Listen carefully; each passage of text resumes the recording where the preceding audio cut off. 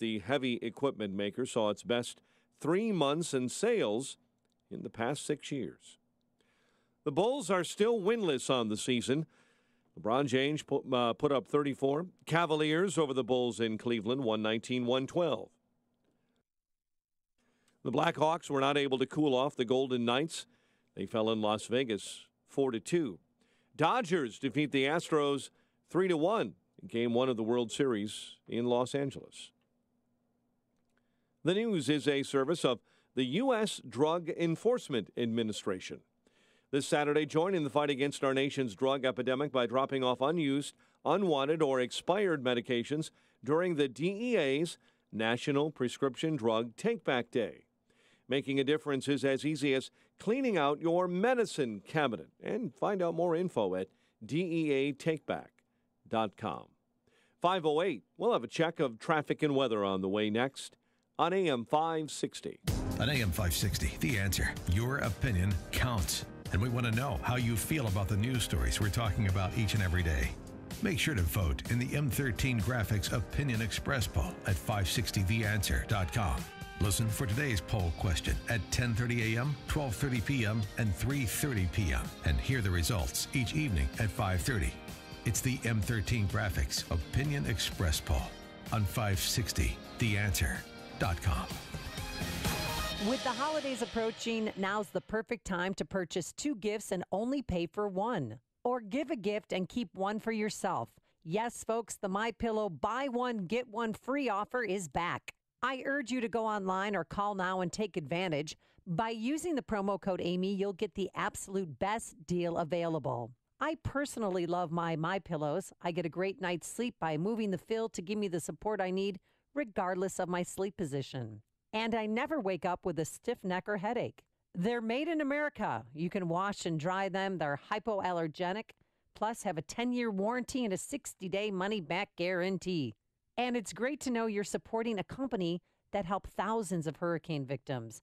So get your buy one, get one free MyPillows as gifts or for yourself by calling 800-489-0201. Use the promo code Amy or visit MyPillow.com. That's 800-489-0201, promo code Amy. The war on depression is over. You win. Depression, with all the drugs and side effects, the endless counseling, the frustration with life and relationships. The war is over. You win. In a few short weeks, your life will change. It's TMS therapy. Over 1 million people have been treated, and the results are nothing short of outstanding. It's FDA cleared. It's covered by most insurance, including Blue Cross Blue Shield and Medicare. Most drugs and other treatments just mask the depression. TMS treats the cause, so you can win the war with your depression. Remission or cure. Depression gone. Get a free consultation at one of the HPR centers in Chicagoland and Wisconsin. Ask questions. For you or someone you love, safe, revolutionary, effective treatment for depression. Let depression recovery begin. HPR centers. 800-604-0208. 800-604-0208. Go to endmydepression.com. 5:10 and a check of that morning commute in the Alarm Detection Systems Traffic Center. Here is Jim Talamonte. Good morning, Jim. Good morning, Mike. In the heart of Elgin, we got a power outage this morning. Traffic lights are out at Kimball and Grove. That's right in the area near the library. We have some residual delays on the CTA Pink Line after there was an unauthorized person on the tracks on the Pink Line affecting loop-bound trains. And we have some delays on the O'Hare-bound Blue Line trains near Jefferson Park. Some signal issues there. Edens is fine. Kennedy as well. No delays to report on the Eisenhower to Stevenson. Inbound Ryan, a little heavy approaching downtown. Outbound, there's road work 83rd and 95th in the left lane. So got a little bit of a delay there. It's 18 minutes from downtown to 95th. I-57, Bishop Ford, both with inbound delays, about 2 minutes approaching the merge. There was some overnight road work on the Ford Freeway. Tollways are looking good. You'll have some Wolves traffic early today. They have an 11 a.m. start at Allstate Arena. And then you'll have soccer traffic in Bridgeview tonight. Fire up a home playoff game at 7:30. Traffic, service of Napa Auto Parts. For more than 90 years, Napa Auto Parts has provided the quality parts and expertise to help you keep almost anything on the road. And now with Napa Rewards, you can save money on all the parts you need to keep your car running. Quality parts, helpful people. That's Napa know-how. Traffic answers when you need them most. I'm Jim Talamonte on AM 560. The Answer. Chicago's Morning Answers starts next. Your official Chicagoland weather forecast. The latest with our meteorologist, Kevin Snyder. Today, a shower at a few spots for the morning. Otherwise, clouds give way to some sun, high 50. Tonight, mainly clear, low 35. Partly sunny tomorrow, high 55. I'm Kevin Snyder on AM 560, The Answer. 38 at O'Hare, 40 along Chicago's lakefront, 39 at Midway. And if you're keeping track, Lake Michigan water temperature has finally dropped below 60. It's 58 this morning. Again, 38 at O'Hare. Next news at 5:30. Chicago's Morning Answer with Dan and Amy starts now on AM 560, The Answer. This hourly segment is brought to you by HealthQuest Radio with Dr. David Kolbaba. HealthQuest Radio is heard Saturday mornings at 11 o'clock here on AM 560, The Answer. This is Chicago's Morning Answer with Dan Proft and Amy Jacobson on AM 560, The Answer.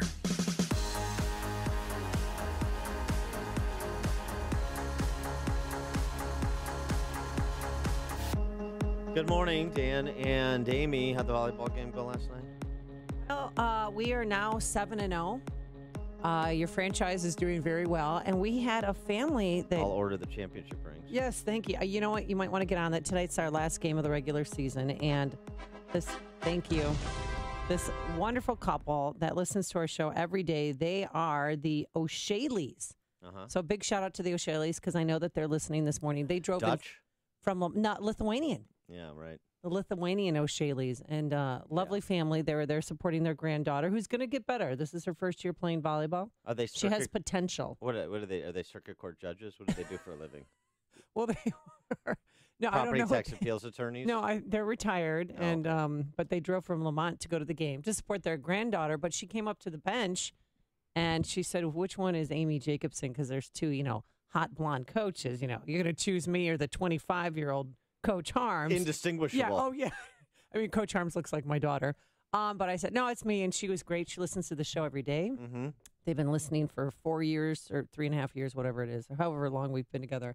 And then they asked where you were because since you own the team. I'm in the owner's suite. Obviously, we think I'm going to be down with the fans when am I Bill Veck? No, I'm in the owner's suite. Yeah, that's what I told him, sure. But I said maybe our last game is tonight, so maybe you could stop by. It's at Hawthorne. I'm speaking at my alma mater tonight. Oh, you are? Yeah, I got speaking at Bennett Academy. Well, what? This is big news. You want to run your speech by us? No. Why not? What are you going to say? What's the premise of your speech? Basically, I'm filling in because Frank Kaminsky can't be there. So I just need somebody. They just need a seat warmer. Yeah, Frank couldn't make it, so I'm there. Uh-huh. You're speaking in front of the whole school or alumni association? It's the Mothers and Dads Club. Okay. Yeah, St. Daniel Hall. Oh, that's a big deal. I don't think I've never been in. It wasn't built when I was there. That's how long ago it's been. Wow. Yeah. Oh, that'll be fun to go home. Is your picture on the wall? Are you on the wall of fame? I don't know. I don't like think I am. I don't think they have a wall of fame.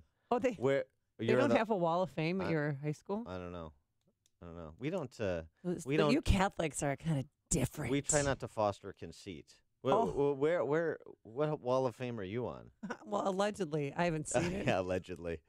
And that's what they tell to all the alums the who don't vice come back. principal of the school. Was that in John a solicitation letter? No. Oh. John Novak called me or emailed me and said, send a new picture. And he kind of encouraged me to take a new headshot, which I didn't do. So I don't even know if it's up on the wall yet.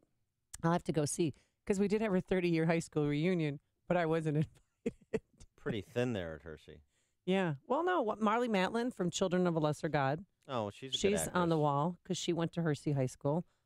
Dave Corzine went to Hersey High School. Oh, Corzine, sure. Steve Chin, the creator of YouTube, went to Hersey High School. Jeff Joniak went to Hersey High School. Like Do Jeff I need Joniak. to continue? No, you just need to explain why you're on the wall with those people.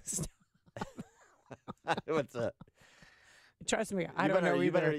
I wouldn't advertise that because they may petition to have you removed from the group. Why? No, because of where I work. No, just because I was in television news for 18 years. No, you're a big star. Yeah, no right. Mm-hmm. Yeah. Mm-hmm. All right. Sure. Well, good luck tonight. Tonight's our last regular season game. Well, sit the starters. I don't want any injuries. We got to prepare for the playoffs. Yeah, I know. Yeah, we should. We're playing a team that we should Keep them sharp. You don't want to say that we should beat because any given day something could happen. No, of course. Thank you So for I don't that want cliche. Well, Yes. and I want the girls to stay fresh. Off but our win last night. I don't want that team though to try and goad the girls into a fight and then to have that result in suspensions where our frontline players can't play in the playoffs. So Right. don't get baited. Okay. Yeah, Because Hawthorne, it gets a little dicey. one They're very rotation, competitive too. keep them sharp, and then sit the starters. Let's Okay. go. Let all the kids. We don't play. want any pulled hamstrings. Stop or... being stop being such a Right. win at all costs type coach. I know. Let the other kids play too. I throw toasters at them when they don't dig the ball Yeah. properly. Is Yeah. that the best you can do? Get up! And then whip the ball at them even harder. Like Melissa McCarthy in that basketball spoof. Have you seen that sketch that she does? Yeah, she's terrible. Oh, I love that when Yeah. she throws things at the girls. All right. Oh, Well, we'll good. update Season on the Brink, the Amy Jacobson story, after And- tonight's last regular season Yes, game. and again, thank you to the O'Shaleys who came to visit. No, it's great. It's nice to have fans. I wish I had some. You've made the switch, and it feels so good. You switched to Chicago's Morning Answer on AM 560. The Answer. The rain has stopped. That's a good thing. But the cold has set in. It's a chilly 38 degrees right now. Ouch. Going up to a high today of 50. But we're going to have some clouds and some sun, so that's good. Tonight it's going to be clear, a low of 36 degrees. And tomorrow, partly sunny, warmer, a high in the mid-50s. Let's get into our Alarm Detection Systems Traffic Center. Here is Jim Telemonte. Good morning, Amy. Good morning, Dan. In the heart of Elgin, got a power outage this morning. The lights are out near Kimball and Grove. Careful there. The Edens, Kennedy, and the Eisenhower, things are fine. Same goes for the Stevenson. We do have delays on the Ryan outbound from 87th to 95th. This is overnight work in the 3 left lanes. About 18 minutes. Make it 20 now to get from downtown to 95th. Inbound, just a little congestion approaching downtown. I-57, 17 minutes. I-80 to the merge. Bishop Ford, 17 as well. The tollways are fine. No delays to report in northwest Indiana. And a few residual delays on the CTA blue and pink lines after earlier issues, but that's all wrapped up and trains are now moving again as scheduled. I'm Jim Talamonte in the Alarm Detection Systems Traffic Center. Hi, this is Vance from Armbrust Plumbing, Heating, and Air Conditioning. Armbrust Plumbing, Heating, and Air Conditioning is a 100-year-old company in the center of DuPage County. The only way that we can exist doing work with the same people decade after decade and their children and their grandchildren is by being an honest and ethical company doing what's in our clients' best interest so they refer us generation after generation. And at Armbrust Plumbing, we are always looking out for our clients' best interests by getting the job done right the first time with fair and honest pricing. Accomplish that, we only hire technicians with experience. All of our technicians at Armbrust have had at least 5 years of field experience combined with classroom experience. Our technicians are the best in the industry. They're the best trained in the industry, and they all value what they do as a career. We occupied the same shop for nearly 50 years. Now we've moved to a more modern facility to better serve our clients in Carroll Stream. We service the DuPage County area and western Kane counties. Armbrust Plumbing and Heating Solutions. Find them at armbrussolutions.com. ARMBRUST Solutions.com. My name is David Hochberg, Vice President Lending at Pearl Mortgage. If you're purchasing a home, give me a call. A borrower called me after contacting the lender who boasts about having the lowest rates and closing costs because he thought my competitors' closing costs were excessively high. I compared loan estimates and the interest rates were identical, but our definitions of low closing costs were a lot different. Fact is, my closing costs were over $1,000 less than the lender claiming to have the lowest closing costs. When purchasing a home, you can either work with the lender who talks and talks and talks and talks about low closing costs, or you can work with me, a lender who actually has low closing costs.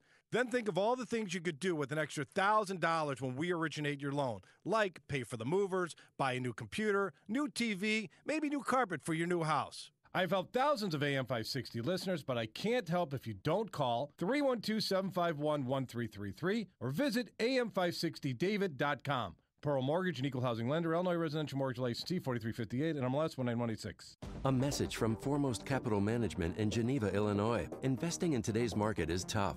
The individual investor is at a disadvantage. How well are your investments positioned to deal with another meltdown? In 2008, the stock market dropped 21%. The Dow Jones has rallied over 4,000 points since the last U.S. election. Will this continue forever? Are your investments diversified with something uncorrelated to stocks? Foremost Capital Management specializes in managed futures trading. They connect clients with top traders and strategies. Let them show you how. If you're looking for diversification in your investments, contact Foremost Capital Management for a no-obligation consultation. Call Bob Miller at 888-BOB-MILLER. That's 888-262-6455. Again, 888-262-6455. Or visit foremostcm.com. That's foremostcm.com. Futures trading can involve substantial risk and may not be suitable for everyone. Americans have the right and advantage of being armed, unlike the citizens of other countries whose governments are afraid to trust the people with arms. James Madison, Federalist Papers. Our founders recognized that the common individual needs to be trusted, but with trust, there must be common sense and personal responsibility. This is especially true of handguns. If you've been thinking of making a purchase, visit the Range at 355. The Range at 355 is so much more than a state-of-the-art shooting range. It is a fully stocked showroom carrying a variety of firearms with brands like Smith & Wesson, Sig Sauer, HKs, and Glock. The Range at 355 offers Illinois concealed carry license training and a full curriculum of classes designed to teach you what you need to know to be a responsible gun owner and concealed carrier. Their professional team will train you like a pro. Founded by patriots like you, providing professional guidance and courteous instruction. Trust your skills to the pros at the Range at 355. For range hours and class info, visit range355.com. Range355.com. AM 560, The Answer. Outside the Lines obtained practice video showing exactly how far she has gone to motivate her players. Cursing at them. Throwing basketballs. Shooting t-shirt guns. Throwing bricks at them. Actual audio of Amy coaching 5th and 6th grade girls volleyball. Yeah, the Blaine Blue Jays, yeah. All right, so we had yesterday an interesting day in politics. The death throes of two lame duck senators who focused their ire on President Trump, both essentially saying the same thing, that he is degrading the country. He's a danger to our democracy. And Jeff Flake, who announced that he would not seek re-election, he's the Republican senator, one of the non-McCain senator from Arizona, gave about a 15-minute speech on the Senate floor in which he said this about our politics. It is time for our complicity and our accommodation of the unacceptable to end. In this century, a new phrase has entered the language to describe the accommodation of a new and undesirable order, that phrase being the new normal. But we must never adjust to the present coarseness of our national dialogue with the tone set at the top. And more on the executive. We must stop pretending that the degradation of our politics and the conduct of some in our executive branch are normal. They are not normal. Reckless, outrageous, and undignified behavior has become excused and countenanced as telling it like it is, when it is actually just reckless, outrageous, and undignified. And lest you be confused that he's talking about Trump. Mr. President, I rise today to say enough. We must dedicate ourselves to making sure that the anomalous never becomes the normal. With respect and humility, I must say that we have fooled ourselves for long enough that a pivot to governing is right around the corner. A return to civility and stability right behind it. We know better than that. By now, we all know better than that. And it was kind of a call to action for other senators to stop being complicit, stop saying that this is normal, because it's not normal. We must stop pretending that the degradation of our politics and the conduct of some in our executive branch are normal. They are not normal. And he brought up the children, of course, because children are watching, Dad. Yeah, I understand. It is often said that children are watching. Well, they are. And what are we going to do about that? When the next generation asks us, why didn't you do something? Why didn't you speak up? What are we going to say? Mr. President, I rise today to... Yeah, but his voice, was thick with emotion. It seemed very personal. Obviously, he's not doing well in the polls back at home. Probably would not win re-election, but one term and done for Jeff Flake. Did you think that this was all hyperbole, or is there really a serious problem with the Republican Party? Well, the question is specific to Trump, because that's who he's talking about. So is he right that the new normal, as evidenced by Trump's presidency, is unacceptable, that it is outrageous and debasing, that it's not telling it like it is, and we shouldn't paper over that? That's essentially the proposition he put forward. 312-642-5600, turnkey.pro answer line, 64636DA, turnkey.pro text line. Flake also, in announcing he wouldn't seek re-election in 2018, said, "The path I would have to travel to get the Republican nomination is a path I'm not willing to take and that I can't in good conscience take. It would require me to believe in positions I don't hold on issues such as trade and immigration. It would require me to condone behavior that I don't condone," and that's, of course, in reference to the president. Interestingly, in the early part of the century, during his tenure in Congress, Flake was more of a dement ally in the Senate. Was very kind of libertarian on a range of issues, criticized the W administration from that perspective. But now he's kind of become irrelevant. He's kind of become a team player, and that's exactly what McConnell called him yesterday, a team player for McConnell. Well, a team player for McConnell is not a principal libertarian critic of what the Senate Republicans have done on the policy front, both in the minority and in the majority. And so yesterday, it seems to me, Flake and to a lesser extent Corker. Yeah, Corker got big-footed by Flake. Yeah, but they were both relevant for the first time in a long time. I mean, other than Corker, helping to architect the glide path to nuclear weapons for Iran, the terrible Iran nuclear deal. Mm-hmm. That's not exactly being relevant for conservative principles or policies that flow from them. And Corker was even more explicit and less civil because, of course, Flake is all about civility these days, and so he strings together cliches for 15 minutes. By the way, this is just hysterical. Mark Preston, who's the head of programming for CNN, tweeted out, "There have been countless number of speeches delivered in the Senate and the House. Jeff Flake's speech will go down as one of the most historic." Oh yeah, they were out of control. I mean, their hair was on fire. CNN's like, "This is unheard of. We always think that this couldn't happen in politics, and now they're debasing President Trump."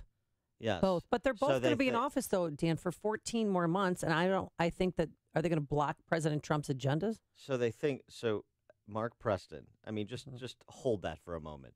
Mark Preston, one of the most historic speeches ever given in the House and the Senate, because somebody makes cliched, quotidian paeans to civility. Yawn. They think it's historic because he attacked Trump.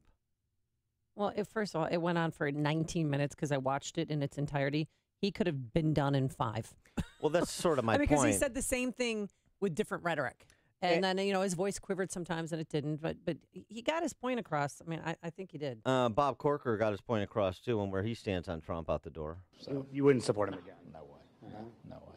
No, I think that he's proven himself unable to rise to the occasion. I think many of us, me included, have tried to, I've intervened. I've had private dinner. I've been with him on multiple occasions to try to create some kind of aspirational approach, if you will, to the way that he conducts himself. But I don't think that that's possible, and he's obviously not going to rise to the occasion as president. Is Trump a role model for kids? Do you think he's a role model to children in the United States? No. You don't? No, absolutely not. I mean, that's the biggest slam you could have against anybody, especially the president of the United States. Well, we'll pick this discussion up on the other side, along with, hey, we found out who paid for the dossier. Yeah. 538. But first, let's go into the newsroom. Hello to Mike Scott. And good morning.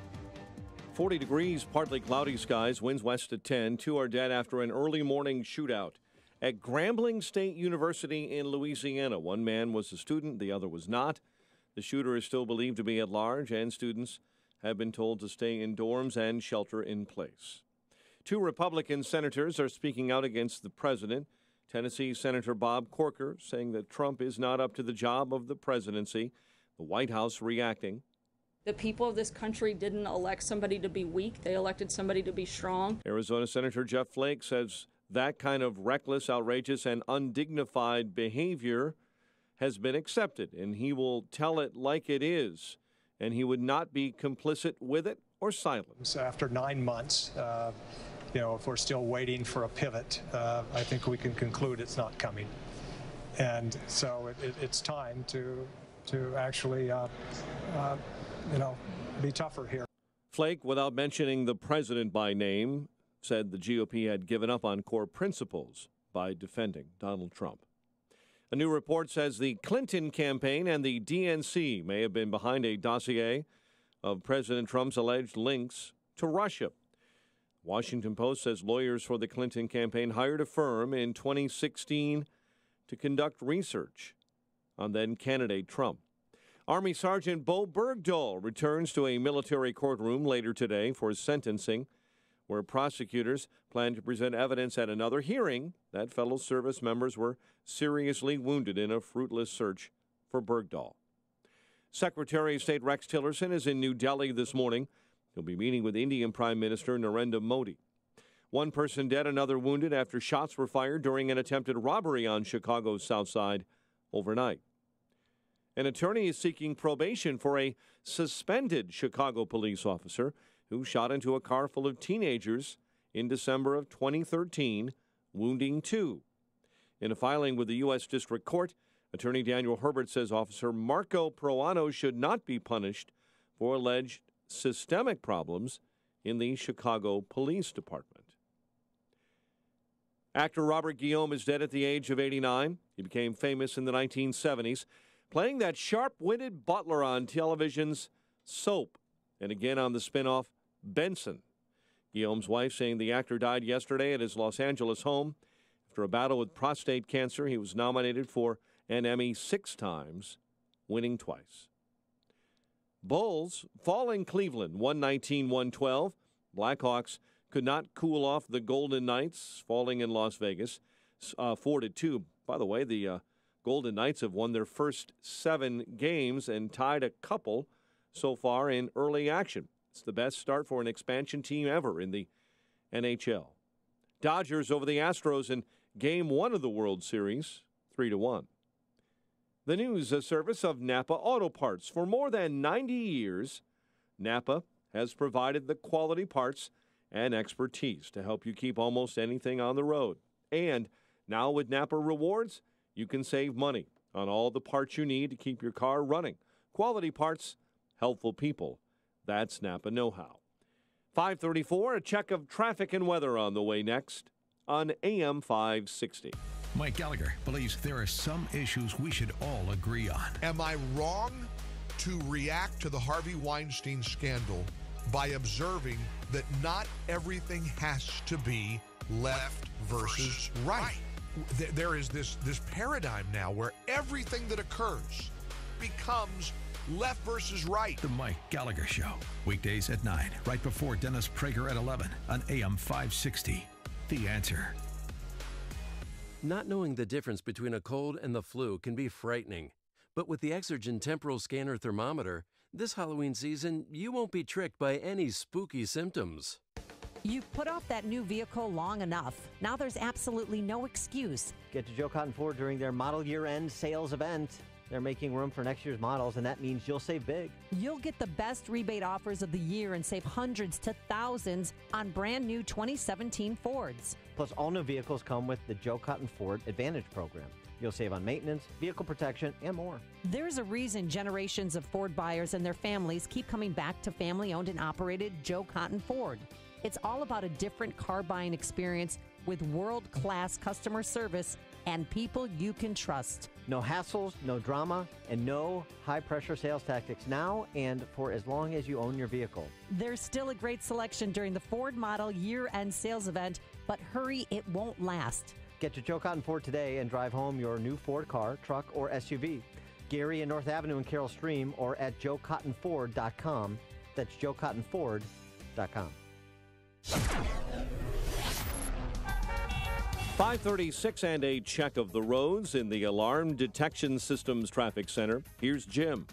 Thanks, Mike. Got some problems in Elgin. There's a power outage at Kimball and Groves. Traffic lights are out at that intersection, and in that area, lights are out. And a bit south of there, not too far, National Street is closed. Between Grove and Hendy, there's a fire in an underground vault.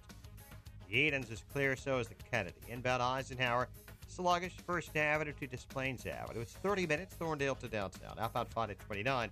Inbound Stevenson, heavy, Pulaski to Kedzie and Ashland to the Ryan. 36 minutes, 355 to Lakeshore Drive. Ryan, 21 minutes, 95th to downtown. Outbound 20 with road work. The 3 left lanes starting past 83rd. I-57, 20 minutes. I-80 to the merge. Bishop 423. Traffic service of Lowe's. Pro customers at Lowe's save 5% on every purchase every day when you use your Lowe's Business Credit Account. That's 5% on all purchases in-store or online. Subject to credit approval, U.S. only. Traffic answers when you need them most. I'm Jim Talamonte on AM 560, The Answer. Chicago's Morning Answer continues next. Your official Chicagoland weather forecast. We'll have a shower in spots this morning. Otherwise, midday, clouds should part. We should have some afternoon sunshine and a high near 50. Clear and 36 overnight, partly sunny and 56 tomorrow. 38 at O'Hare, 40 along the lakefront. This morning it's 36 in Aurora. Your next news update is at 6 with breaking news as it happens. Chicago's Morning Answer with Dan and Amy continues next on AM 560, The Answer. This hourly segment is brought to you by Advanced Planning Advisors, bringing you Smart Money Talk with Mike Moylan and Rob Curvin, Saturday mornings at 6. Hey, before you read about it on Facebook or Twitter, well, hear about it from your friends. Find out what today's big stories really mean with me, Sean Hannity, today at 2, right here on AM 560, The Answer. Dan and Amy, we'll get to hey, look who paid for the dossier in just a second. But just closing out Bob Corker and Jeff Flake for the moment. Corker had this to say about the Trump administration. Sort of a backhanded compliment with the parting shot at the president. And the shame of it is there are some really good people around him. And if he would stay out of their way and let them perform, people like Tillerson and Mattis and others, we could really make progress on things that matter greatly to our country. Well, okay. I mean, was he in the way of the Senate Republicans on Obamacare replace? Was he in their way? Has he sort of been in their way on tax reform? I don't think so. I mean, you can't have it both ways. You can't, on the one hand, say Trump doesn't take a particular interest or have very specific idiosyncratic knowledge of policy. He's not really interested. He's kind of a big picture guy. Hey, go get this done and bring it to my desk. And then say he's meddling. Right? I mean, which one is it? Craig in Streamwood, you're on Chicago's Morning Answer. You mean Mount Greenwood? Oh, Mount Greenwood. Excuse me. Yeah, thanks. Craig. Yeah, that's okay. I know what you mean. Listen, Flake and Corker, McCain, these guys, they're on their way out and everything. They don't realize that those of us who voted for Trump and everything were on his agenda. These people, Murkowski and Collins and the whole bunch of them, as much as these people keep exposing themselves, they won't get on board.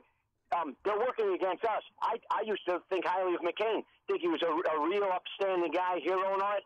Man, he ruined himself, his reputation with me and many others, being just a sore loser baby. Here he is. He's trying to retaliate and attack Trump in accomplishing his agenda. All he's doing is hurting all the people, half the country who voted for him. He's hurting us. And he doesn't realize that. He's not smart enough to realize. And Collins and Murkowski, these people they're all exposing themselves, which is super good because we know who to go after and get them out of office and get them the heck out of there. And as far as voting for Trump, there's way more people that are going to vote for Trump the next time. People that did not vote for him at work, I talked to these people and share with them what's going on. There's a lot of people that have shifted over. They voted for Obama. Hey, they'd vote for Trump. They understand that was the problem, and Trump is trying to do everything he can do to make things better for the people. He's not part of the swamp reptiles.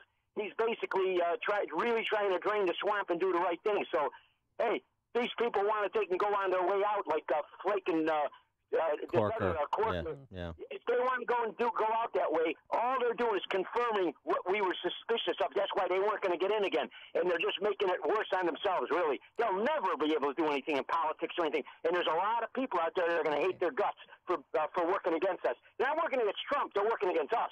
Thanks for the call, Craig. Well, what Appreciate happened between Corker and Trump? I mean, Corker was being considered for Secretary of State. And what happened in their relationship? I mean, why did it end? I don't understand. Yeah, well, what it was. I mean, because they both have 14 months left, and they could block Trump's political agenda: healthcare reform, infrastructure package, tax cut package. Yeah. And I don't know if they're saying yesterday that Corker's going to become an asset to the Democrats. Yeah, that's a lot of wishful thinking, I suspect, because it could happen. I mean, it could happen, but on the big ticket items, Corker has a stated position. So, do you want to blow yourself up, totally delegitimize yourself by putting your personal feud with the president over the interests of your constituents in the state of Tennessee?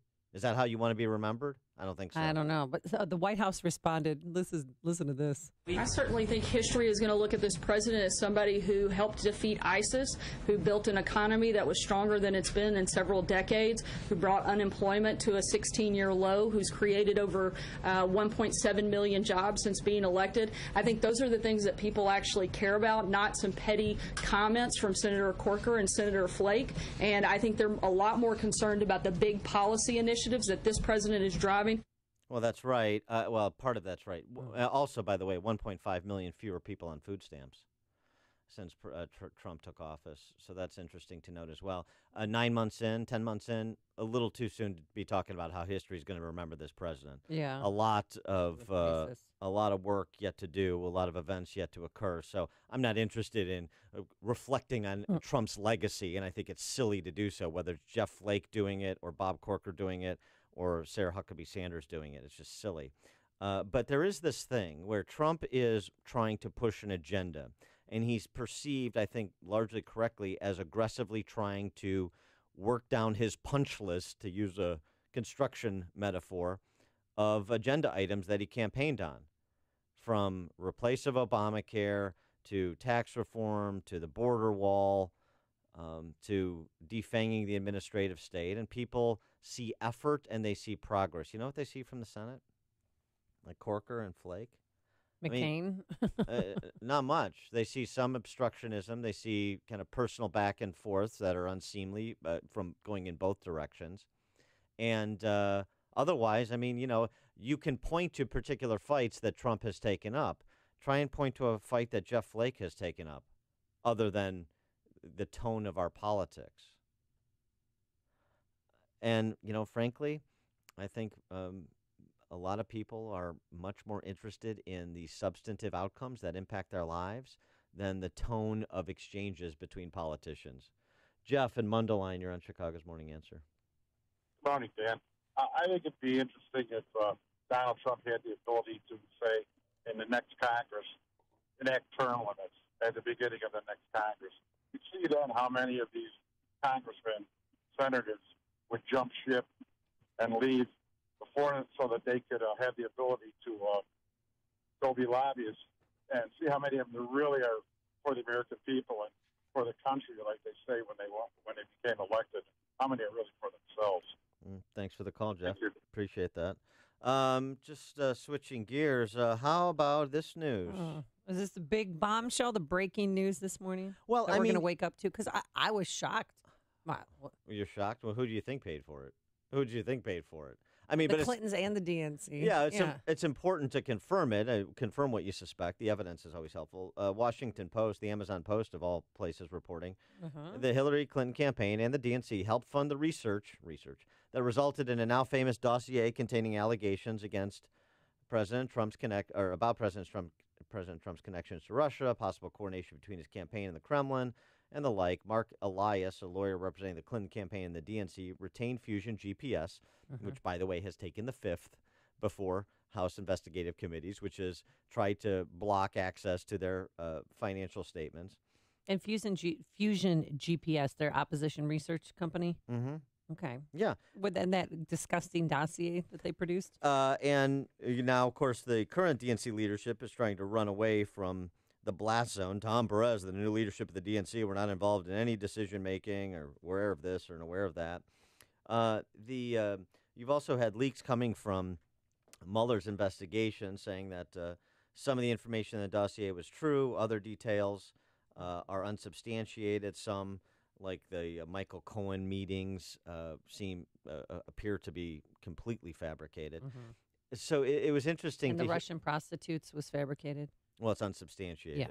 Yeah. Here's former Clinton spokesman Brian Fallon talking about... Is it Jimmy Fallon's brother? I don't think it's any relation, although it's similarly... That wouldn't surprise me. His response is similarly comedic. This is him talking to Don Lemon. He was able to compose himself long enough for this interview. This is standard operating procedure. Nothing to see here. Brian, thank you so much. You tweeted that you had no idea about it, but you don't think it's a problem. No, Don. I mean, campaigns engage in opposition research all the time. And my understanding of what took place was that in the spring of 2016, in April of 2016, the firm Fusion GPS, having been under contract with a Republican-aligned client during the GOP primary, made an overture to Perkins Coie, the law firm that was connected to the campaign, or our campaign, and said, hey, look, we're knee-deep in a lot of this very interesting research related to connections between Trump's businesses and Russia. And our existing client has dropped us because the Republican primary is over. Trump is emerging as the Republican nominee. But now going into the general, you might find this interesting. It would have been malpractice, in my view, for the campaign to not want to turn over every rock and learn everything it could about Donald Trump. Interesting. So I have two questions. Mm-hmm. One is, if it would have been malpractice for you not to pursue this and to turn over every rock, find out everything you could about Donald Trump, then wouldn't it have also been malpractice for Donald Trump Jr. not to have that meeting with a Russian lawyer? Oh. Or does it just go in one direction when you're doing opposition research? And the other question I have, and he's right, opposition research is standard. It's a staple. Standard campaign. Standard operating procedure. I do it for all the campaigns that I get involved in through my PAC. I do it on candidates, both candidates I'm supporting and candidates that I'm opposing, to have a complete picture of the individuals in question and the issues that may arise. But if it's standard operating procedure and there's nothing to see here, why not preemptively disclose? Kim Strassel and others have written, who paid for the Fusion GPS dossier? Why not disclose it? Why so secretive? Why does it have to be discovered, through investigation rather than just saying, yeah, we paid for it. Big deal. We did opposition research on our opponent. What's the big deal? Well, were they searching for dirt or was it collusion? I mean, it was just... Well, that the question is, what's the big deal? That's what the follow-up should have been, but of course it was Don Lemon doing the interview. He just got done wiping away his tears. Well, I know. From last night or 2 nights ago's interview. It's tough for him to get through the day without weeping. I understand. But here's the thing. Why is it always with the Clintons? The truth always has to be pulled out by a third party. It's never delivered by either of the Clintons or their campaigns, much less to a direct question, much less preemptively. I know, but they're slimy. That's how they operate. Well, they're slimy and maybe worse. This is just the beginning, getting answers. Oh, by the way, the House GOP Intel chairman, Devin Nunes, announced yesterday the probe of Obama's Justice Department regarding all of this unmasking and all of the players and the alleged surveillance. Well, not even alleged, some actual surveillance, but the scope of it. Victor Davis Hanson was on with Tucker Carlson yesterday. Remember that Kim Strassel piece? What if we have this whole thing upside down with respect to the Russian collusion investigation?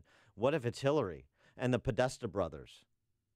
VDH on Tucker. I think we spent 95% of our investigatory resources, congressional, independent media, political, and we came up with nothing on the collusion, where 95% of the narratives, whether it was the Steele dossier, which involved taking the Fifth Amendment behind closed doors to the Devin Nunes' House Intelligence Committee, or the unmasking and leaking, in which one member who was unmasking claims now that the numbers that were amassed did not match the times that she did it in the case of Samantha Power.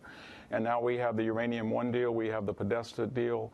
So what we're seeing is the investigators are being investigated, and because there was never a collusion. And the reason with the Trump administration, and it begs the question, Tucker, was this anger, hysteria, as you, I think, rightly surmised, anger over the lost election that was blown, or B, was it an effort to overturn the election by impeaching or denigrating Trump to such a degree it was ineffective, or C, was it a preemptive, active effort to disguise a lot of exposure in these scandals that we've talked about? Or D, is it all of the above? Hear about the big stories of the day, then talk about them right here on Chicago's Morning Answer on AM 560.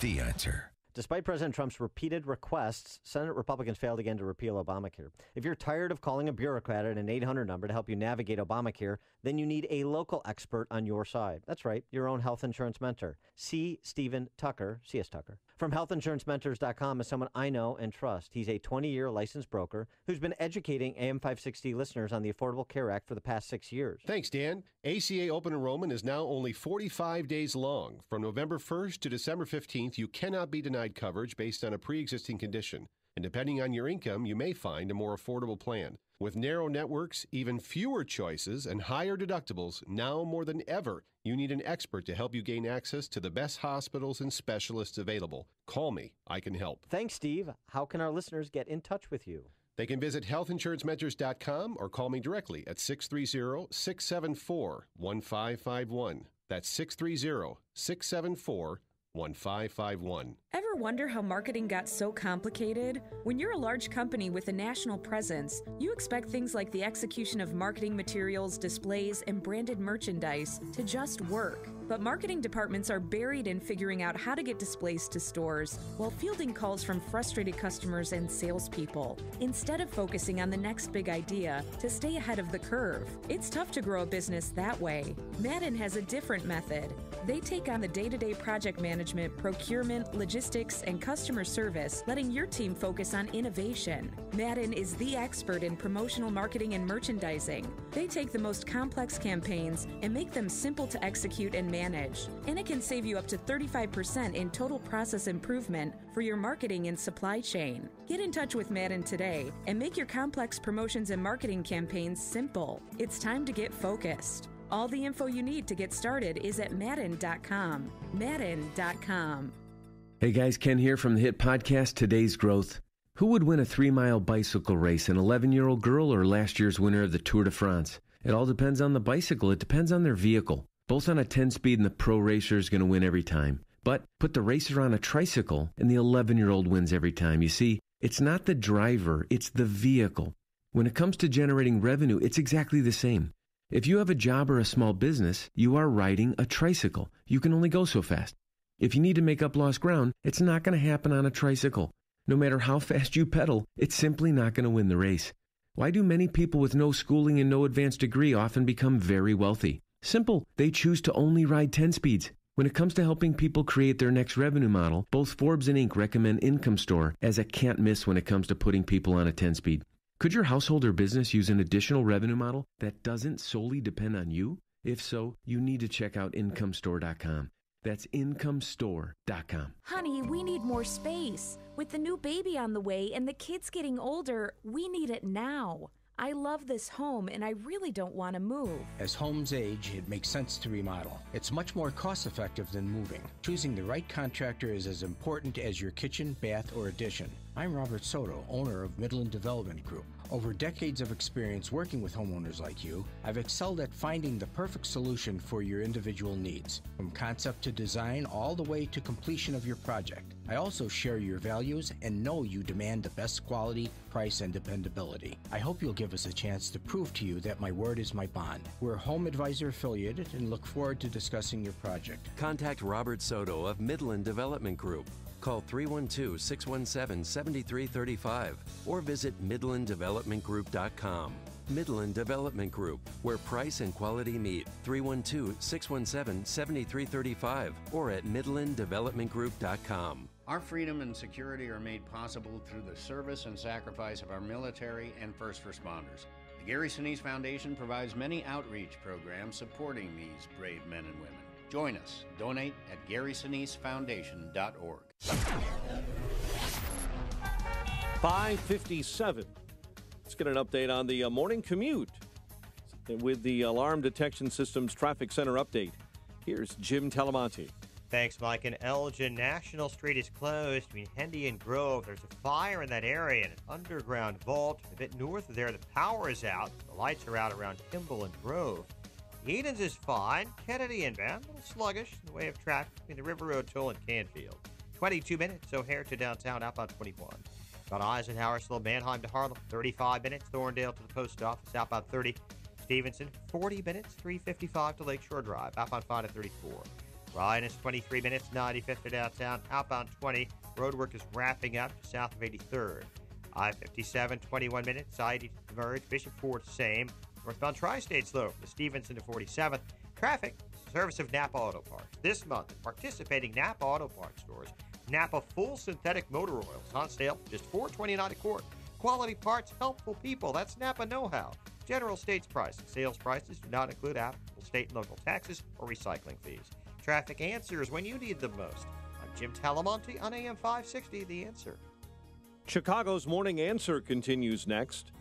But first, your official Chicagoland weather forecast with our meteorologist, Kevin Snyder. After an early shower in spots, clouds give way to some sun for the day, high 50, turning out to be a mainly clear night tonight with areas of frost after midnight, low 35. For tomorrow, partial sunshine, high 55, and a mostly cloudy night, low 45. I'm Kevin Snyder on AM 560, The Answer. Currently in Chicago, 38. The news service of Farmers Insurance has the road you travel changes. So do your insurance needs. Talking with a farmer's agent can help you assess whether you're ready for the journey ahead. Find an agent at farmers.com. 5:59, here are the stories we're following on AM 560, The Answer. Fox with the latest on 2 shot and killed during an early morning shootout at Grambling State University in Louisiana. Here in Chicago, 1 person is dead, another wounded after shots were fired during an attempted robbery on Chicago's South Side. Lawmakers, lobbyists, and consultants from state houses nationwide and here in Illinois are coming forward to say sexual harassment is a pervasive problem in politics. And the FBI is looking into allegations that a Des Plaines man threatened to lynch an African-American congresswoman on Facebook. Bulls still winless on the season, falling to the Cavaliers. Blackhawks were not able to cool off Las Vegas, falling to the Golden Knights 4-2. More Dan and Amy after Fox News. WIND Chicago News Time is 6 o'clock. The dirt dug up on President Trump, now linked to his rival. I'm Dave Anthony, Fox News. The money trail funding the so-called dossier the president claims has been discredited leads back to his Democratic opponent. Fox's Rachel Sutherland live in Washington. Dave, sources tell Fox News Hillary Clinton's presidential campaign and the Democratic National Committee helped bankroll the damaging dossier about President Trump put together by former British intelligence officer Christopher Steele and passed around before the election. The Washington Post first reported that Fusion GPS was retained and by an attorney representing the DNC and the Clinton campaign. Fusion GPS was initially hired by a Republican donor and then reportedly hired Steele to write the now infamous dossier. Steele had ties to both the U.S. intelligence community and the FBI. Dave. Rachel, no tweets from the president this morning on that or in reaction to what Senator Jeff Flake said about his behavior. It is dangerous to a democracy. Flake, a fellow Republican, went on a rant while announcing he would not seek re-election next year in Arizona. Reckless, outrageous, and undignified behavior has become excused and countenanced as telling it like it is. The president's been critical of Flake as weak and toxic, and he sparred with another Republican senator, Bob Corker, again yesterday, calling him incompetent. Corker called the president utterly untruthful. Bo Bergdahl returns to military court this morning after the Army sergeant pleaded guilty to deserting his post in Afghanistan in 2009. The Taliban captured and then held him for 5 years until a controversial prisoner swap. Sergeant Bo Bergdahl and his lawyers will return to a Fort Bragg courtroom in North Carolina today, ready to argue that President Trump's comments, even his recent ones, calling Bergdahl a traitor, are unduly influencing the Army judge who is conducting the sentencing hearing. Fox's Evan Brown. There's a search for a shooter in Louisiana after 2 people were gunned down early this morning at Grambling State University. The victims were a student and his friend. Fox News, fair and balanced. Sean Hannity explains how Trump is getting business done. He's not just sitting around doing nothing, and he's literally systematically just striking down one Obama policy after another and chipping away at all the damage that Obama did. And if he can't get Congress, the House and Senate to get along, then all right, well, then he's going to do everything he can do on his own. The Sean Hannity Show. Afternoons at 2, right before Joe Walsh at 5 on AM 560. The Answer. On AM 560, The Answer, we talk about the important issues that affect your world. Things like the economy, education, and foreign policy. There's always so much going on in the news that we don't always have the time to focus in and talk about the big ideas behind the important issues. Enter Upstream Ideas online at upstream-ideas.com. Upstream Ideas, in partnership with the Illinois Policy Institute, provides the kind of information that informs the policy discussions happening here on AM 560. At Upstream Ideas, you'll broaden the debate, move beyond partisan assumptions, and challenge accepted beliefs. Upstream Ideas goes against the current and thinks upstream. Go online now at upstream-ideas.com. That's upstream-ideas.com. You'll be armed with new information and fresh perspectives to help encourage you to make the state of Illinois and the United States of America a bit freer, a bit more just, and a bit more civilized. Upstream-ideas.com. All money managers may seem pretty much the same. But while some money managers may recommend high commission investment products, Fisher Investments avoids them. Some money managers may have hidden and layered fees. Fisher Investments never does. And while some money managers are happy to earn commissions from you, whether you do well or not, Fisher Investments fees are structured so we do better when you do better. In other words, we're structured to be on your side. Maybe that's why most of our clients come to us from other money managers. Talk with us and find out why so many experienced investors are switching to and staying with Fisher Investments. Fisher Investments, clearly better money management. Investments in securities involve the risk of loss. Visit us at FisherInvestments.com to find out what we can do for you. Risk mitigation is an important consideration that smart companies pay attention to in today's complicated business climate. Some of the greatest risks occur when your company hires new employees or when you execute new business financial relationships. When your company hires, leases, or conducts financial transactions, decisions are critical. That's why veteran-owned and operated Global Verification Network is a company you should know. Startups to Fortune 100s trust Global Verification Network, and so should you. They're a background screening and investigative services company dedicated to expert, timely, and affordable background screening services for employment, tenant screening, and business due diligence. Global Verification Network is headquartered in Chicagoland, a federally recognized veteran-owned small business, and never offshores data like many competitors. To request your company's risk analysis without obligation or cost, visit globalverificationnetwork.com or call 877-695-1179. Or visit them online at globalverificationnetwork.com. Global Verification Network, the risk mitigation experts, 877-695-1179. This hourly segment is brought to you by Papa Nicholas Coffee. Papa Nicholas, best beans, best roast, best coffee. This is Chicago's Morning Answer with Dan Proft and Amy Jacobson on AM 560. The Answer.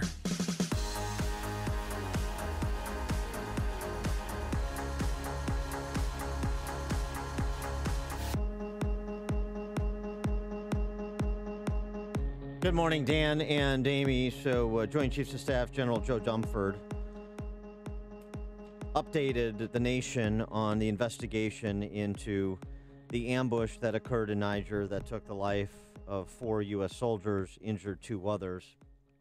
Here is what General Joe Dunford had to say about what the Pentagon knows at this point in time about it. We owe the families as much information as we can find out about what happened. And we owe the American people an explanation of what their men and women were doing at this particular time. The only thing I'm asking for today is a bit of patience to make sure that what we provide to you, when we provide it, is factual.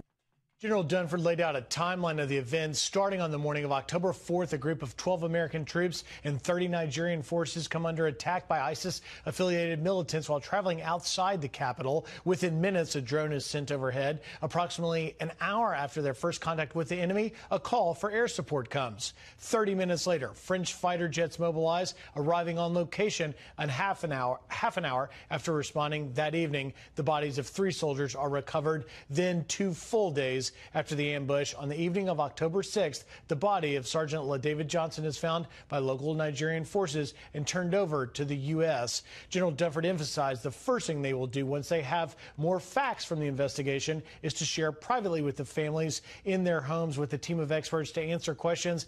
And he explained the ongoing mission in West Africa, guys, which consists of approximately 800 service members in Niger working as part of an international coalition to fight terrorism. They've been there since 2011. So that was Fox News reporting to provide some additional context to what General Dunford had to say. Also, this from ABC News. They talked to a survivor about Sergeant Johnson.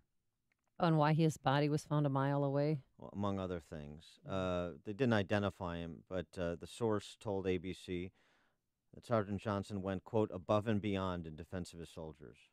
Without a doubt, his courage and bravery in action the day were above and beyond expectation. He died fighting for his brothers on his team. You can quote that verbatim, said the survivor. He grabbed any and every weapon available to him. The guy is a true war hero. He went on to say, until his death was confirmed, every asset was devoted to recovering him. We threw everything we had at it. Literally hundreds of people were focused on getting LaDavid back. So, that's what we know at this point in time, but all the right questions are being asked and the information is being gathered and the pressing by the Fourth Estate, which is appropriate, is being done. And it's great to have the left so interested in battlefield timelines these days. We're unified on that point. For more on this topic and others, we're pleased to be joined by our friend Michael Rubin, resident scholar at the American Enterprise, also a former Pentagon official and the author of a number of books, including Dancing with the Devil and Kurdistan Rising. Michael, thanks for joining us again. Appreciate it. Hey, thanks for having me, Dan. Were you satisfied with what you heard from General Dunford at this point and what we know to be true as ostensibly the Pentagon is still gathering all the available evidence? Well, General Dunford is a straight shooter, and he basically laid out there's lots of things we don't know yet. I'm not going to throw out a bunch of rumors. I'm going to wait till I confirm them. I'm going to talk to the families first. And only when that's done am I going to lay out the timeline to you. But make no mistake, after every mission, successful, but especially unsuccessful, the U.S. military engages in an after-action report to determine both what went wrong or what could have gone better in a mission in which there weren't casualties like this one. But what this does do, in many ways, is it's inevitable that the battle against the Islamic State is moving to the Sahel. The Sahel is the region of Africa sort of south of the Sahara. We're building a $100 million drone base in Niger, this country where this operation occurred. And when we are engaging in this sort of war to deny the Islamic State a new safe haven, inevitably, unfortunately, some people are going to pay the ultimate price. Well, according to CNN, they met with this village, this tribal leader, in an ISIS-friendly area, and that they were getting antsy. They thought that he was prolonging the meeting, so that the troops could get in place to ambush them. But what are we doing in Africa, and why do we have 1,000 troops in Niger and 6,000 total in Africa? Well, Amy, if you think about Africa, we often hear about North Africa, the Arab states from Morocco to Egypt. Below that, and there's the Sahara Desert. And in the past, we have had Islamic State activity. The Islamic or al-Qaeda in the Islamic Maghreb activity, an al-Qaeda affiliate, for example, in the south of Algeria, where they attacked an oil facility, killed some 50-odd British, French, and Americans. South of that, you have something called the Sahel, which is sort of half desert, half scrappy plain before you get to the jungle. And it's in that band that goes from Mauritania across the north of Nigeria, Niger, Chad, to the Sudan, that al-Qaeda has either taken root or has hijacked a bunch of other local insurgencies. What we've learned from 9/11, what we've learned in Afghanistan, is when you have an ungoverned area where terrorists take root, it can be very, very dangerous to enable them to have a safe haven from which to plan terrorist attacks. So what the U.S. military has been doing has been going in a very small sort of footprint with only a couple hundred here, a couple hundred there, in order to bolster local security forces. Our men were traveling with local Nigerian forces, but you're absolutely right. One of the big things General Dunford is going to look at, Amy, is whether they were betrayed by some of the so-called Nigerian allies. Well, right, and you know the challenge here is, this is the same region which Boko Haram operates, and apparently there are splinters. At least it's been reported. To get your insight on this, there are splinters of Boko Haram that are affiliated with ISIS, and so the same individuals hashtag campaigns to bring back our girls. Well, it's not so easy if you want to eradicate the terrorist threat that would massacre children, boys and girls, like Boko Haram does. On the other side of the country, in Western Africa, it was just a week ago we had 300 people murdered by a terrorist attack that al-Shabaab took credit for in Somalia. So, as you were pointing out, North Africa, Middle East, Central Asia, there are a lot of problem spots there. But throughout Africa, there are too. So I guess we shouldn't be surprised. And maybe we should be a little bit more knowledgeable before we're kind of launching critiques about why we have troops there. The reasons seem to be fairly straightforward. Well, I think you're absolutely right, Dan. When we think about the strategy against the Islamic State, think about a chessboard. You've got 64 squares on there. Now, when it came to defeating the Islamic State in Iraq and Syria, those are 2 squares on the chessboard, but you can't win a game of chess if you're only going to focus on 2 squares. We also have to worry about Egypt's Sinai Peninsula. And, of course, there was a terrorist attack in Egypt earlier this week which killed dozens, over 50 people. Mm-hmm. There's al-Qaeda in southern Libya in an area called the Fezzan. There's al-Qaeda. You've talked about Boko Haram offshoots. They're not just in Nigeria, but they're also in Cameroon. We've had the horrendous terrorist attack with al-Shabaab, which has also sworn allegiance to the Islamic State there in Somalia. So it's this entire band that we're trying to fill in the gap. Now, that said, one of the consistent concerns with regard to Boko Haram, this group largely in Nigeria that had kidnapped these hundreds of schoolgirls, is that they were being fed to some degree by the amount of corruption of the Nigerian government. And so when it comes to Niger, and I just need to be clear, Nigeria and Niger, 2 different countries in Africa. Right. When it comes to the Nigerian government, one of the concerns would be is whether there was any sort of corruption on the part of village leaders, on the part within the Nigerian military, and so forth, because this is always the sort of concern one has with counterinsurgency. Are your partners really with you in the heart, or are they just rented? And if they're just rented, did someone pay them more in order to turn the other way? I know you don't want to speak in hypotheticals, but how is it possible that his body was found a mile away? It took 48 hours, and he was found by Nigerian troops. Well, on that, I simply don't know the answer. I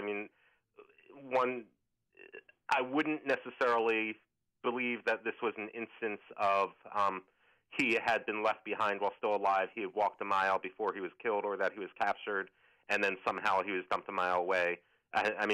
Look, when one's body is left in this part of the desert, when there's animals in this part of the desert, there are any number of explanations for how someone could get a mile away. Mm-hmm. I want to switch gears a little bit. The Russian collusion investigation is taking a bit of a turn, and it seems to be turning on its most fervent advocates with reports of a focus on John Podesta, Hillary Clinton's campaign chairman, the disclosure of the DNC and the Clinton campaign working together to fund the Fusion GPS, which produced the dubious Trump dossier.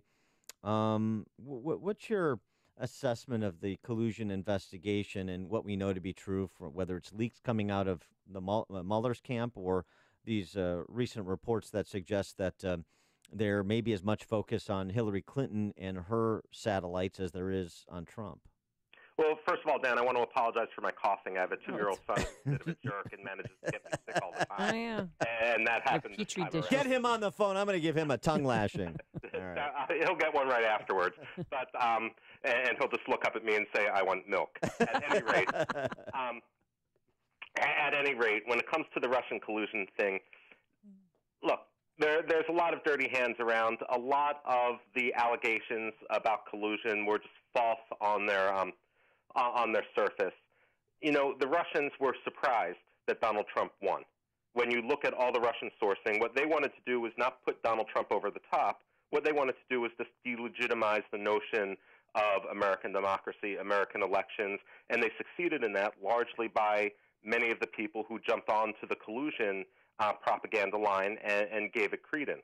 Now, what we have here really shows how dirty politics are in Washington in the so-called swamp, and they were certainly dirty in the Clinton campaign. Now, the only reason why they may not have been as dirty in the Trump campaign is because Trump didn't run a traditional campaign. He didn't have that sort of machine where he was working with a whole bureaucracy of people who do this for a living. But in previous elections, both Democrats and Republicans would do this sort of thing. It is highly problematic. Perhaps Hillary Clinton's team went over the top on this, and it's coming back to bite them if they were the ones who were sponsoring this. The real danger here, and what Mueller really needs to look at, is if they paid for this dossier of just shameless allegations, and then the FBI used that in order to say that they were going to investigate an American citizen, that was leaked to become part of the campaign. That shows, in a way, collusion on the bit of the FBI, at least a certain amount of lack of professionalism. In such a case, you know, this may not be the end of the story. People may start looking at Mueller himself, at some of his colleagues who were in the Justice Department, about whether this was through naivete or purposefully part of a broader conspiracy. So this could be a criminal act? Possibly? I'll leave that to Mueller to decide and to some others, but the real danger is if the FBI and the Department of Justice started to spy, started to eavesdrop on a campaign or any individuals because of op research, which was provided by another team, which was on its basis false. Now, it became part of the campaign when word leaked that the FBI and the Department of Justice was looking into this. It almost looks like Hillary Clinton's team played the FBI and the Department of Justice like a fiddle, and that would be deeply, deeply wrong. And it really undercuts the legitimacy and the reputation of the Department of Justice. But the bottom line is, and I'm not ascribing this, I'm just making a statement of fact, if you use government resources for political purposes, that's a crime. That's a crime. Yes. I mean, I'm not a lawyer, so I'm going to defer that question to others now. Yeah, but Fusion GPS, I mean, they hired the dossier author Christopher Steele, and he's a former British intelligence officer, remember? And he has ties to the FBI and U.S. intelligence community. Yeah, but he's a private actor.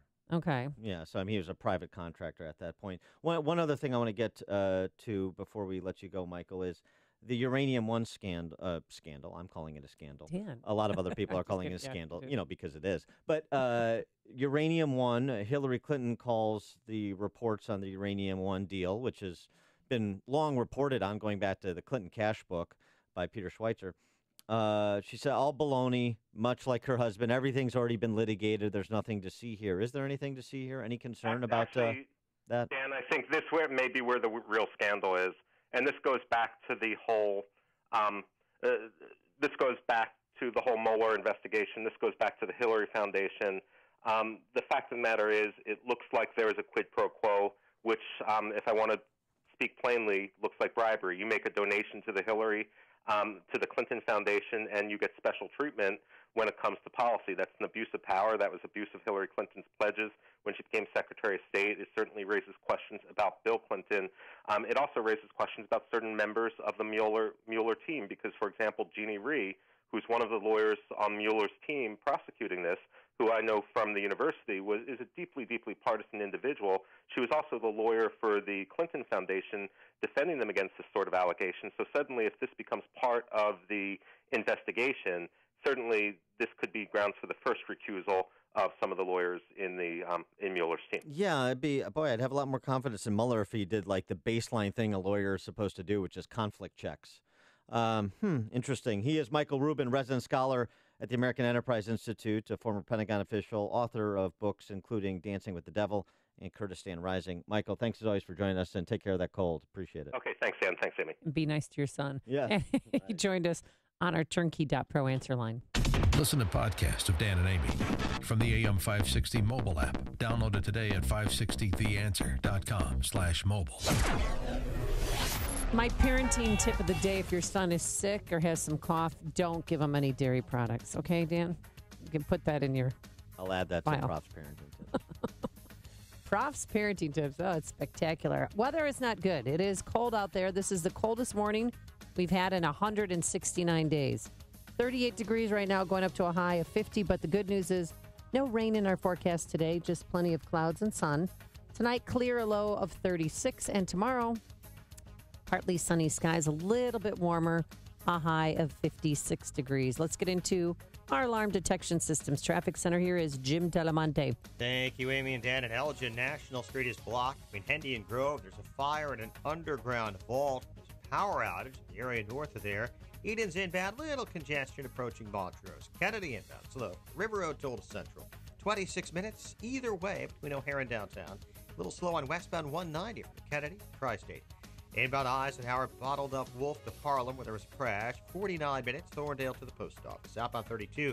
Stevenson, 46 minutes, 355 to Lakeshore Drive. Outbound 37. Ryan is 25 minutes, 95th to the Loop. I-57, 30 minutes, I-80 to the Merge. Bishop Ford, 35. Eastbound Adams Tollway is jammed from the Tri-State to the Kennedy. Tri-State's heavy early on the northbound side from Stevenson to 47th and from the Reagan Tollway to the Eisenhower. Jim Talamonte and the Alarm Detection Systems Traffic Center.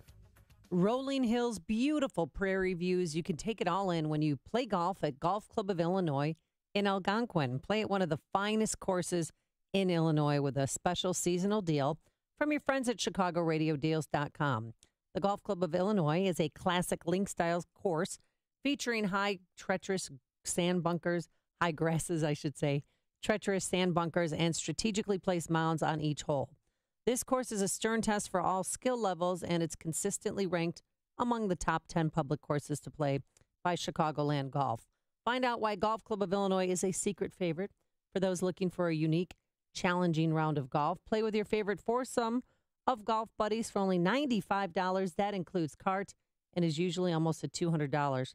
So, or for the dedicated golfer, tip the preferred player membership, normally $380, but it's only $185, and that includes discounted rates for rounds of golf, cart, and 2 bonus rounds of golf during the 2017 season. For more deals, just visit ChicagoRadioDeals.com. Balance of Nature's fruits and veggies.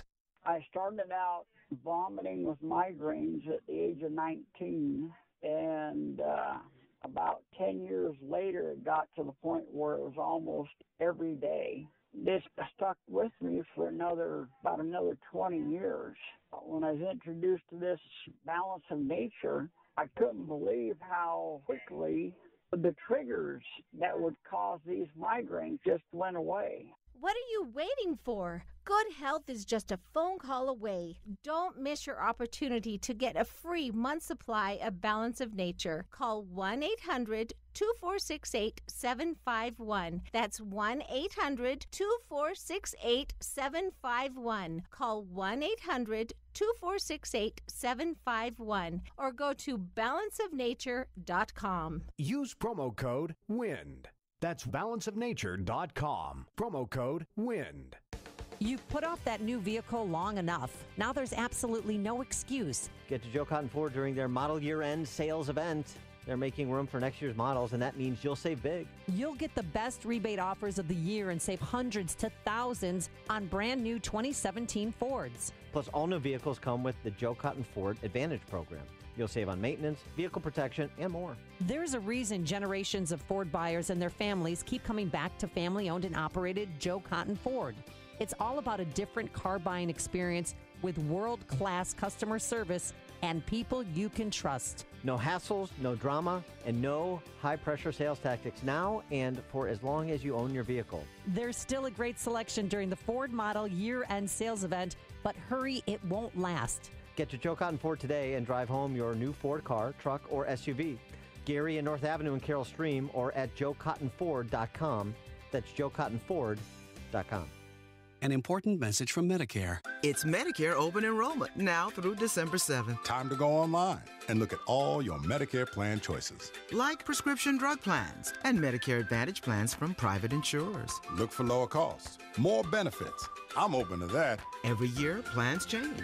So can your health needs. Open to something better? Start today. Use the tools at Medicare.gov. Or call 1-800-MEDICARE. Paid for by the U.S. Department of Health and Human Services. Are you putting your retirement savings in a 401k, IRA, or investment account? Then I have one word of advice. Stop. Experts warn of a stock market crash any day now, and you could lose 50% or more of your hard-earned savings again. But you don't have to lose a penny. There's a better, safer way to save for retirement, and you can learn about it in a free report. This method continues to grow your money even when the market tumbles. To get this free report, go to bankonyourself.com. That's bankonyourself.com. Bankonyourself.com. Are you buying or selling a business or starting a business? Maybe you have legal problems with a business partner or employees, or are just drowning in new regulations. You need the support of a law firm that concentrates in a wide range of business law and tax matters. You need the corporate team at Kelleher & Buckley. Whether you're a local mom and pop shop, middle market business, or a large corporation or franchise, they provide cost-effective legal solutions to help your businesses thrive. The lawyers of Kelleher & Buckley focus on targeted legal advice tailored to meet the specific needs of your business. You deserve competent legal representation from a law firm maintaining a high level of knowledge about the ever-changing laws governing businesses. One that also includes accountants and tax specialists on board to provide your business bottom-line solutions. Kelleher & Buckley, LLC of North Barrington and Chicago is a legal solution provider that also includes estate planning, asset protection, life insurance planning, and litigation. Keep your business on track. Call 847-382-9130 or online at kelleherbuckley.com. Signature Bank is Chicago's fastest growing independently owned business bank. It's a bank where relationships still matter. Signature Bank knows your name and your story. I'm Dan Proft, and I know this because Signature Bank is my business bank. I'm Gina Labus, President and CEO of Mid-States Glass and Metal and a customer of Signature Bank since 2011. As we expanded our business into all aspects of the glass and metal industry, we needed a bank who could grow along with us. That's when we met Mick O'Rourke, co-founder of Signature Bank. Mick and his team took the time to understand the ebbs and flows of our business. They worked with us to find a solution that would support our growth. Mid-States Glass and Metal is proud to work with Signature Bank because they support Chicagoland women-owned businesses like mine. Signature Bank is looking for their next success story. To learn more about turning your business vision into reality, visit signaturebank.bank. Signature Bank, helping local businesses succeed. Member FDIC, Equal Housing Lender.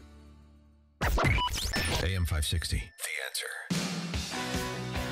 Dan and Amy, and CNN's got a new ad up. That's, direct shot at Trump and an effort to... Well, they're trying to restore their reputation, that they're not fake Yes. news, it's real, it's not what you think. Exactly, here it is. This is an apple. Some people might try to tell you that it's a banana. They might scream banana, banana, banana over and over and over again.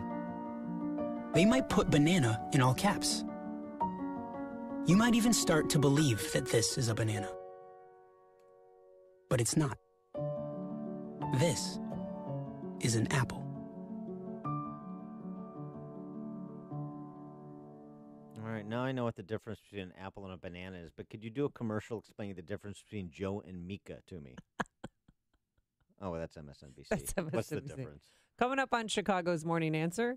Aren't you glad I did? Oh, no. Knock, knock. Banana. Banana who? Knock, knock. Criminalizing right to work in Illinois at 6:36. And later, paying cash for your leaves. But first, let's go into the newsroom. Here's Mike Scott. Outside, a chilly start to the day, 38 degrees. We had some clouds this early morning. Police say a dorm room altercation led to a fatal shooting On campus at Louisiana's Grambling State University early this morning, 2 are dead, 1 a student. The shooter is still at large. The victims were shot outside. Both men were 23 and from Farmersville, Louisiana. No lockdown was put in place. Students are being told to stay inside. 2 Republican senators are speaking out against the president. Bob Corker from Tennessee saying the president is not up to the job of the presidency. Senate Majority Leader Mitch McConnell yesterday would not get involved in that growing dispute. I don't have any observation about that. We're here to try to accomplish things for the American people. Arizona Senator Jeff Flake said reckless, outrageous, and undignified behavior has been accepted as telling it like it is. We must stop pretending that the degradation of our politics and the conduct of some in our executive branch are normal. Arizona Republican John McCain called Flake a man of integrity and honor. A National Park Service spokesperson says they're going to propose much higher entrance fees at popular parks during peak visiting season. The proposal announced yesterday would more than double entrance fees at 17 parks, including Yellowstone, Yosemite, and Grand Canyon. The higher fees would pay for badly needed repairs of roads, bridges, and campgrounds.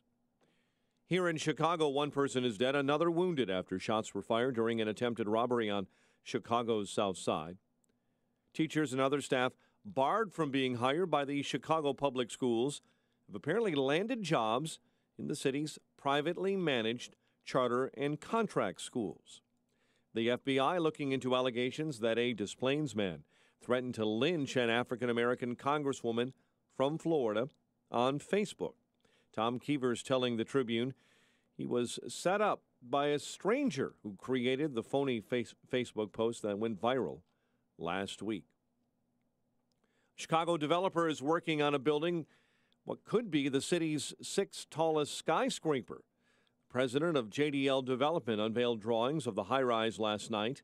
The $700 million project, titled One Chicago Square, would be built on a parking lot across State Street from Holy Name Cathedral. Cavaliers beat the Bulls 119-112. Blackhawks fall to Las Vegas 4-2. Dodgers over the Astros 3-1 in Game 1 of the World Series. The news, a service of Farmers Insurance. As the road you travel changes, so do your insurance needs. Talking with a farmer's agent can help you assess whether you're ready for the journey ahead. Find an agent at farmers.com. 6:33 is our time. We'll have a check of traffic and weather on the way next on AM 560. You can always count on Dennis Prager to go deeper into an issue. It's so obvious to me that there are gradations of sin. A serial adulterer is not the same as a one-time adulterer. Otherwise, we're doomed. If everything is equal in the world of sin, then is everything equal in the world of good? So is everybody just morphed into some giant moral blob? The Dennis Prager Show. Weekdays at 11, right before Sean Hannity at 2 on AM 560. The Answer. Don't let the flu turn you into a zombie with a fever this Halloween season.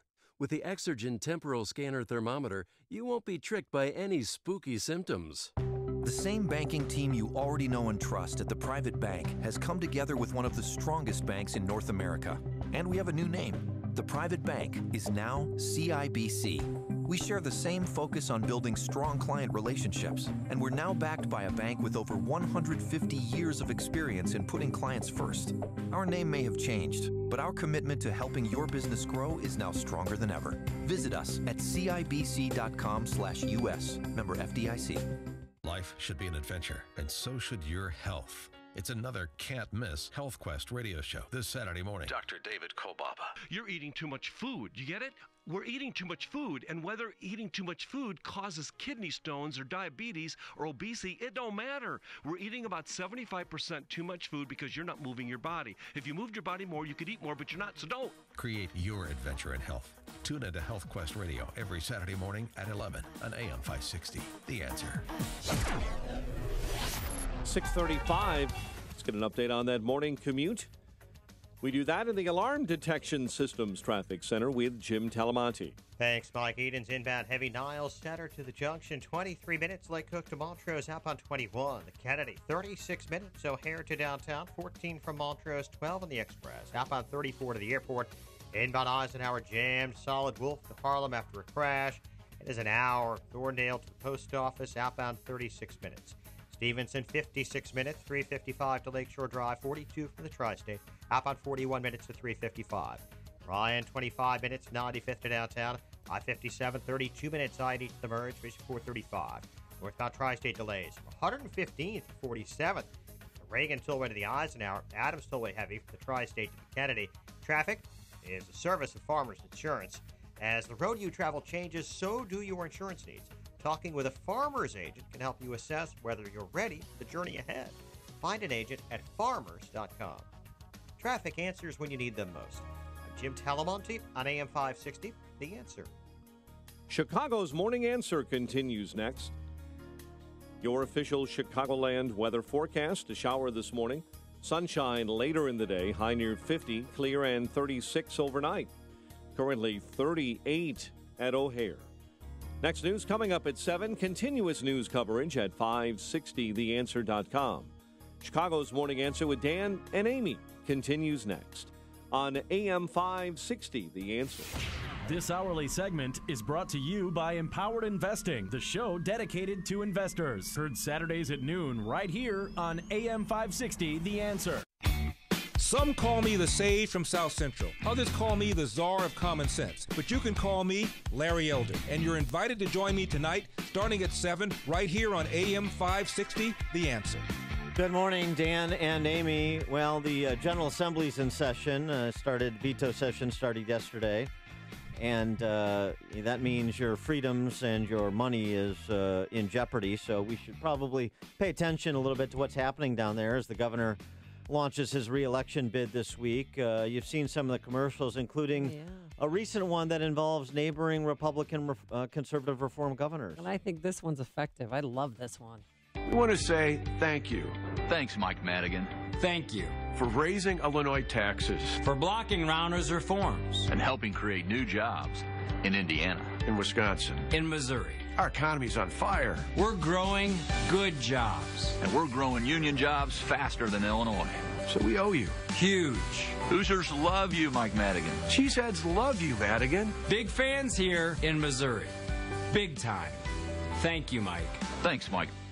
I just love that commercial. I can't watch it enough. I mean, it's so in your face, like, hey, thank you for being such a screw up for decades that we have more business now. We have a thriving economy. Yeah. Now, what was Mike Madigan's reaction? So it's the governors, Scott Walker of Wisconsin, Eric Holcomb of Indiana, and Eric Greitens of Missouri, and featured in that commercial, certainly prompted by the RGA to try and buoy Rauner's chances. So that's... Do you think it's effective? No, I don't. I think it's, I like those guys, but you know what? Republican governors rallying to the defense of a flailing Republican, ostensibly Republican governor with a big checkbook who supported them previously. I mean, Rauner gave Holcomb a lot of money when he was running for election after he was appointed when Pence became the vice president, and been supportive of those other governors, supportive of the RGA. So this is back scratching. None of those other governors would have made the policy choices Rauner made. Not a single one would have taken a Pontius Pilate position on tax increases, would have signed abortion on demand, taxpayer funding, sanctuary state, trans birth certificate. Scott Walker rejected Medicaid expansion under Obamacare. Bruce Rauner embraced it. It was done under Quinn, obviously. He's embraced it and protected it, even gamed the system to maintain it, even though we can't finance it. And that's the record. And that's the difference. And that's the problem that Rauner has. And he's not going to be bailed out by Republican politicians and other states falling in line to defend him. Are they right about Mike Madigan? Of course they are. Is Governor Rauner right about Mike Madigan? Of course he is. Big deal. Everybody's been right about Mike Madigan, except those voting for their local Democrat state legislator to be a roll call vote for Mike Madigan. They've been wrong.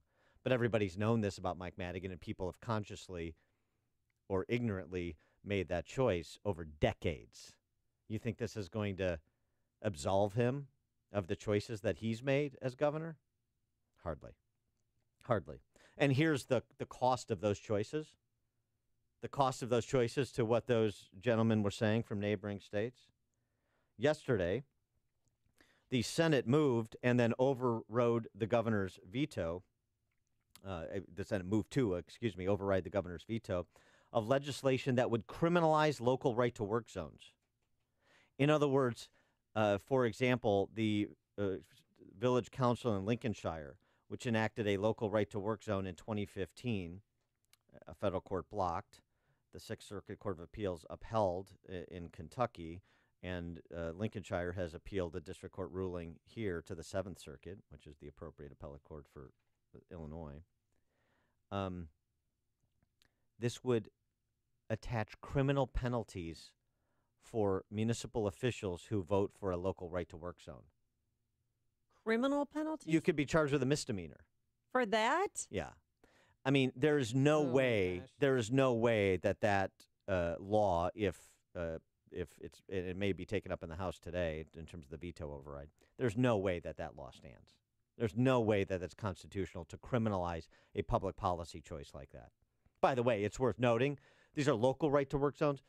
All of our neighboring states are right-to-work. A majority of the states in America are right-to-work. And right-to-work states doing better in terms of economic growth, union wages, union salaries higher in right-to-work states, job creation better. Okay. So part of this is about the substance of the issue, and it's so offensive and remarkable that the Wall Street Journal opined on it yesterday. The heavy-handedness in Springfield increasingly makes the land of Lincoln look more like a thugocracy. Yeah, welcome to the party. Democrats are seeking to criminalize political opponents who support giving workers a choice not to join a union. Class A misdemeanor, which is the same penalty for pimping or drunk driving. That's what this. Gosh. I mean, this is the state that you've created, meaning the collective you. I should say we. I guess we've created. We get the representation we deserve. If you steal something under $500, that's a misdemeanor too. Just so you know, put it in perspective for you. Not in Kim Fox's Cook County. She won't prosecute. Right. So the point that the Wall Street Journal editorial writers make is the same point as the Midwestern governors you just heard from. The good news is that Illinois workers can escape to freedom by crossing the border in any 5 surrounding states. We hear Foxconn is looking to hire 13,000 workers in Wisconsin. Criminalizing right-to-work zones. You think that that's appealing to Amazon when they're thinking about locating HQ2? 312-642-5600 is our turnkey.pro answer line. 64636, type in DA, then a quick comment. Here's the other point of this, though. The veto override, even though in the Senate, Democrats have a supermajority, so they don't need Republicans to override a gubernatorial veto. They got them anyway. 7 Republicans joined Democrats to vote to override the governor's veto. And you know why some of those 7 Republicans did it? Because they are they the ones that are on the way out? No.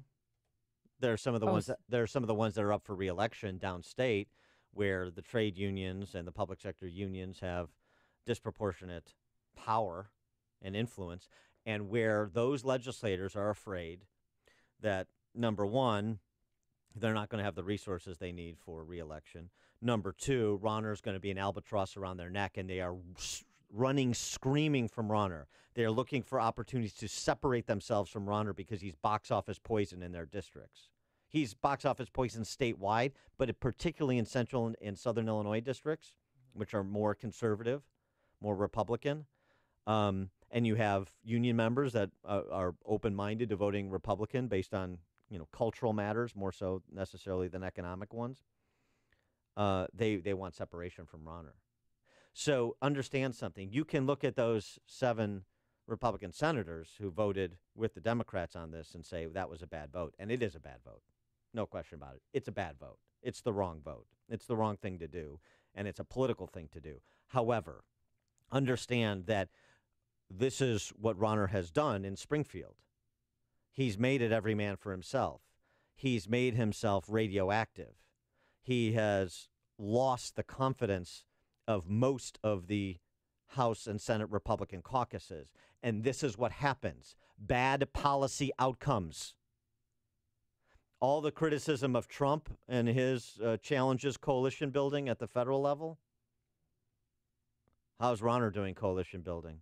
You know, sleazy rider on his motorcycle. Someone opined watching that announcement, re-election announcement video where he's riding on his motorcycle throughout the state.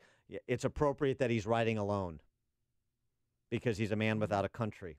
And this it's a is metaphor for something else. Well, this is the first indication of that. 7 Republicans, some of them good Republican, good conservative reform Republicans. Some of those senators who fled on this issue. But it's all bets are off now. And this could be a very bad veto session for Illinois because the Democrats are going to try and put Republicans and the governor into difficult political positions. And right now it's all politics. All politics because of the choices that the governor has made. There is no fight. He's not fighting. You think that by, him issuing some statement condemning the override, that's fighting? No, he's destroyed his ability to maintain his veto. He's been politically incompetent, and that's an indictment too. And he's politically incompetent because he's completely unprincipled and he's completely lacking in integrity. And this is what happens when there's no leadership. People flee. There's no party. Everybody does their own thing in the interest of political self-survival.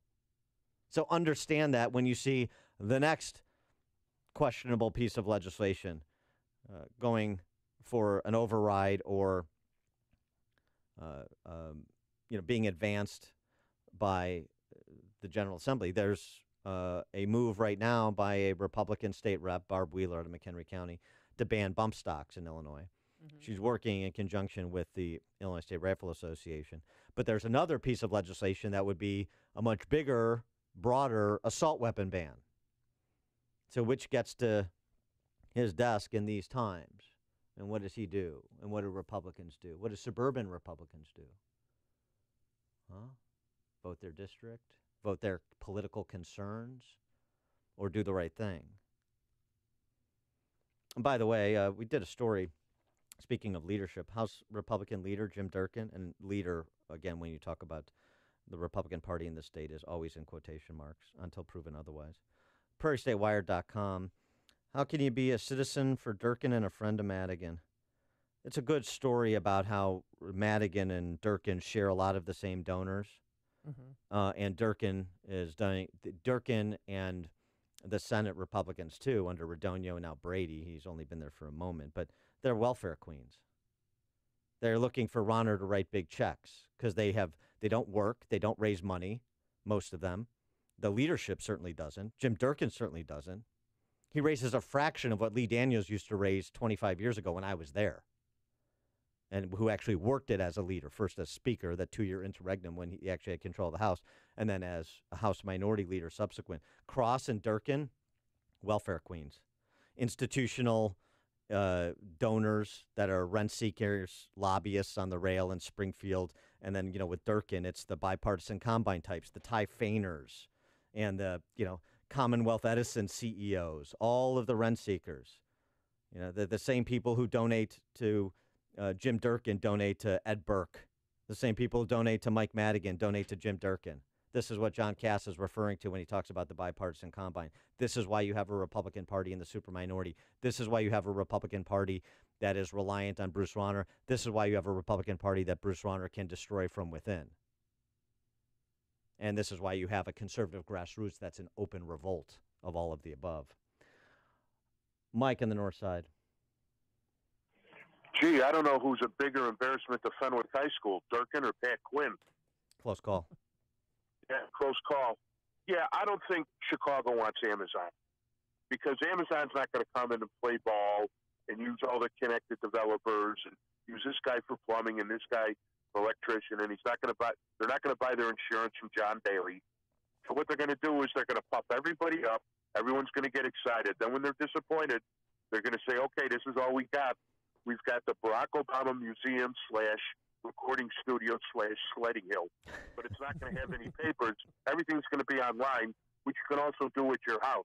So why build this big edifice? Because you're handing out contracts and you're taking parkland away from the little people and giving it to the connected people so they can have a party. So every time someone has a fundraiser, we're going to have it at the Barack and Michelle Absolutely. Obama Auditorium, and it's not going to help anybody in the neighborhood. No money's going to be spent on the schools. None of those kids are going to learn to read. They're not going to get in a decent college, but Walsh Construction's going to make a ton, and John Daly's going to sell them insurance. That's all it is. Well, thanks for the call, Mike. That's part of it. And, of course, what we do here is we immortalize politicians because they've done such bang-up work. That Barack Obama campus right next to Maggie Daley Park. Sean in Hampshire. Yeah, I kind of had a question. Thanks for taking my call. I don't know if you guys do not support the immigrant issue. You want to wall up and everything else. I kind of think that right to work is like illegal immigrants coming into Illinois. We have certain rules and policies that are different than in other states, and if you open it up to right to work, then they can come in at lower wages, like Mexicans come into the country in lower wages. Mm-hmm. You know, they don't follow the rules and not listening to the language. It'd be like Mexicans, you know, speaking their own language and refusing to assimilate. You know, it's kind of the same concept there. So if you want a right to work state, then you should want open borders, or if you don't want open borders, then you should be okay with closing or having a union state. Now, I don't follow that logic whatsoever. With respect to the border, it's not about being anti-immigration. It's pro-legal immigration. So there's a process and there's the rule of law. And with respect to right to work, that's right. Our state right now is not right to work, but that could change. You know, like 28 states that are right to work. So So it's consistent rule of law across the board. That's number one. Number two, in terms of what you think being not right to work does versus what it doesn't do, you have to check your data, because as I mentioned, those right to work states are growing faster than non-right to work states. The unemployment rates are lower, and oh, by the way, union household incomes are higher in non-right to work states. So what you're really doing is protecting the public sector unions that are the bosses of this state, who we all work for, who we all are being, our homes and everything else that we own is being liquidated to finance the blank checks that SEIU and AFSCME and the teachers unions continue to demand in spite of performance. Well, I don't want to do that. And so there's the policy disagreement, and that's why you have matters of policy disagreement adjudicated by the General Assembly and the executive branch and the judicial branch. Thanks for the call, Sean. There's only one radio show in Chicago talking about today's biggest stories and telling you what they really mean. That show is this one, Chicago's Morning Answer on AM 560, The Answer. I'm Lou Dobbs. Senator Jeff Flake of Arizona says he's not running for re-election anymore. The Interior Department announces the largest oil and gas lease sale in U.S. history. And new home sales numbers ahead. Those stories next. Are you being intimidated by the IRS? Rapid Resolution Tax Group is a team of tax attorneys, enrolled agents, and tax professionals who've helped thousands of people with problems just like yours, and they promise not to let the IRS intimidate you. If you are an individual or business who owes at least $10,000 to the IRS, you can turn to them for help. Has your bank account been levied? Do you have years of unfiled tax returns? Let Rapid Resolution Tax Group intervene for you. They're accredited with and A+ rated by the Better Business Bureau, and they guarantee same-day contact with the IRS. If you qualify, Rapid Resolution Tax Group can work towards settling your tax debt for less, removing penalties and fees, and stopping levies and garnishments. Call the professionals at Rapid Resolution Tax Group at 800-601-2929. That's 800-601-2929.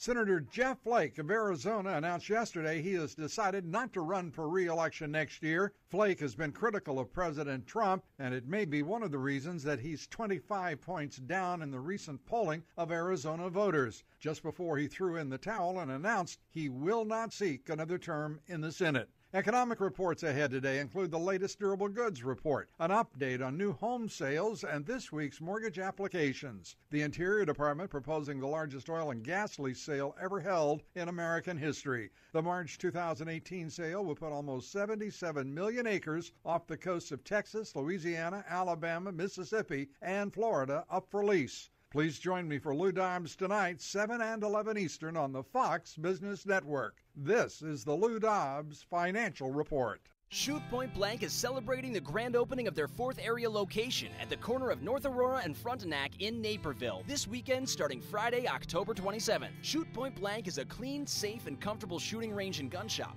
featuring a climate-controlled 20-lane shooting range, complete retail store, and firearm education classes for all experience levels. Now you can experience the Point Blank difference in Naperville and see for yourself why so many people are talking about Shoot Point Blank. I was impressed as soon as I walked through the door. The employees were really helpful, very patient, and knowledgeable, too. Help us celebrate Shoot Point Blank's 4th area location at the Naperville grand opening this weekend with great deals from top manufacturers including Smith & Wesson, plus all kinds of fantastic offers and giveaways. The first 100 customers each day will receive a free Shoot Point Blank ball cap.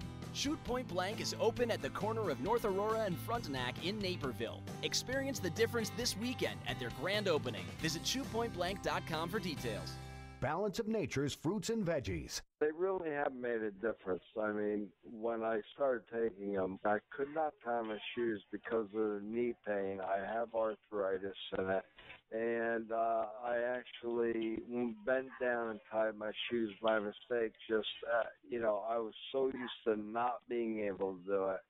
I couldn't believe I did it. And that was shortly after starting the Balanced Nature. What are you waiting for? Good health is just a phone call away. Don't miss your opportunity to get a free month supply of Balance of Nature. Call 1-800-2468-751. That's 1-800-2468-751. Call 1-800-2468-751 or go to balanceofnature.com. Use promo code WIND. That's balanceofnature.com. Promo code WIND. AM 560, The Answer. Dan and Amy, I want to make one other point of clarification on right to work. There's nothing, this is not saying that you don't also have the right to collectively bargain. The point is worker choice. Right. That's the whole thing. It's worker choice. Because you don't have a choice in a lot of these cases. Yeah, so I'm responding to an email I got from a police officer. Yeah, worker choice, I get that. The other thing is, I think strategically, Ronner spent too much political capital in the beginning on these local right-to-work resolutions because you have to make the ground fertile for it. You have to make the case for it. You have to bring people along. That's what Mitch Daniels did in Indiana over time. So I wouldn't be saying this is the centerpiece of a re-election agenda or anybody else's particular agenda. But if you want to talk about the issue in the context of what we do versus what other states do and what's forthcoming in the Janus case, then, just laying it out. Dominic in Palos Park, you're on Chicago's Morning Answer. Hey, good morning. Morning. I'm a local 597 fitter, and Bruce Ronner was trying to take his campaign around all the different unions and trying to show face and showing he was involved. And all the unions actually disagreed upon it. They didn't want him showing up at their hall. But ours, they wanted him at our union facility to show, all the progress we're doing and all the great welding facility that we have. And just to show the integrity of the type of guy he is, he showed up on his Harley Davidson, showed face for about 5 minutes, and then took off. Right. And I'm sure that shows how much he actually cares about all the great work we're doing for the city of Chicago right now. Yeah. Didn't persuade too many on the work site, did he? No, he was actually got booed, and they wanted him off the site. Thanks for the call, Dominic. Coming up on Chicago's Morning Answer. Bombshell open letter about culture of sexual harassment in Springfield at 7:07. But first, into the newsroom we go. Here's Mike Scott. FBI in contact with Des Plaines police over a threatening Facebook post. We'll tell you why. WIND Chicago News Time, 7 o'clock. He's up and tweeting. I'm Dave Anthony, Fox News, and President Trump's first topic, the intelligence dossier he says is fake, full of dirt the Russians supposedly had on him. The FBI has worked to try to verify some of the info, which may be part of Special Counsel Mueller's probe into Russian campaign meddling.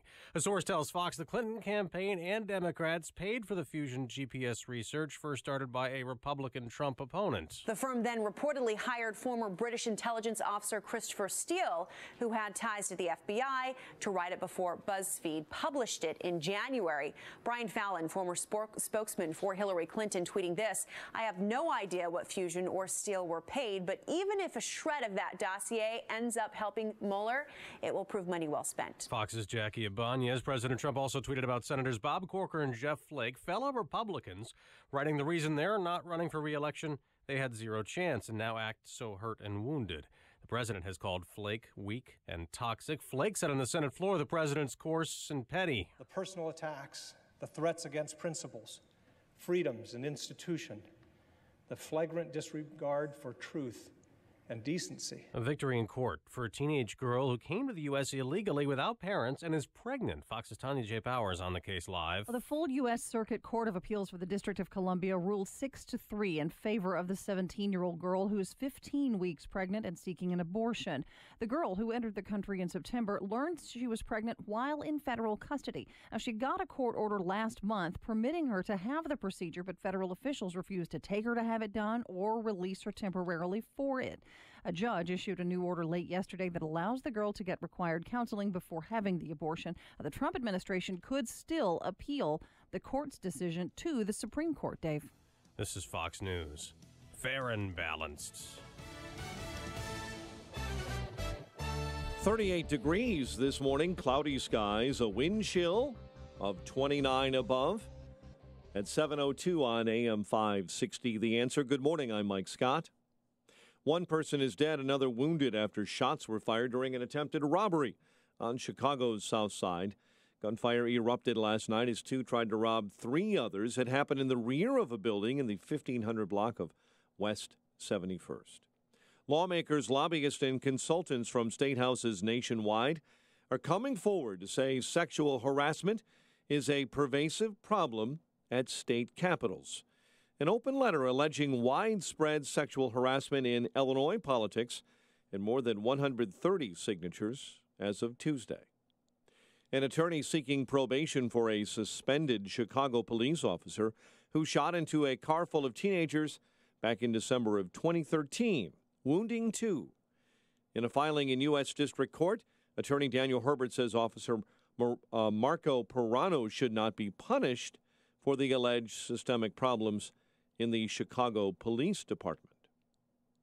Illinois Comptroller Susana Mendoza is hoping John Corders Boyle serves jail time again, this time for a Chicago hit and run in July.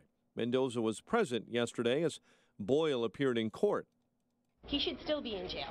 He is still a menace to society. Mendoza recorded video of Boyle leaving the scene of a multi-car crash on the Northwest Side.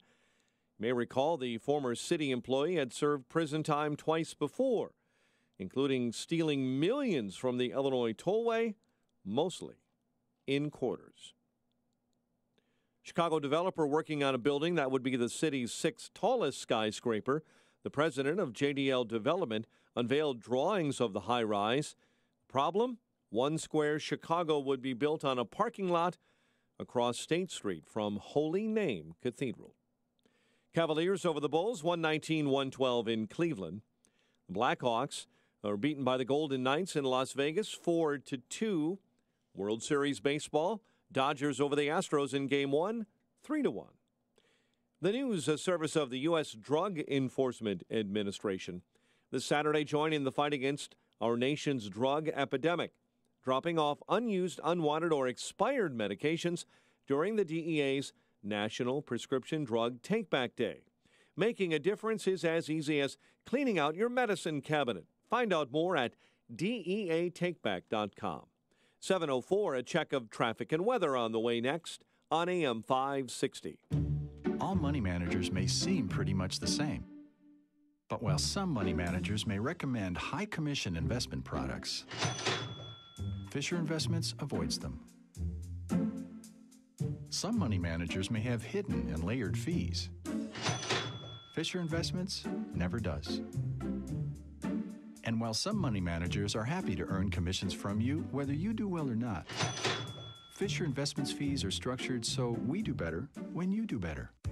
In other words, we're structured to be on your side. Maybe that's why most of our clients come to us from other money managers.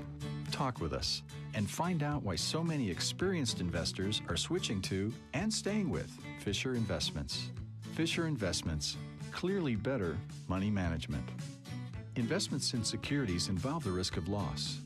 Visit us at FisherInvestments.com to find out what we can do for you.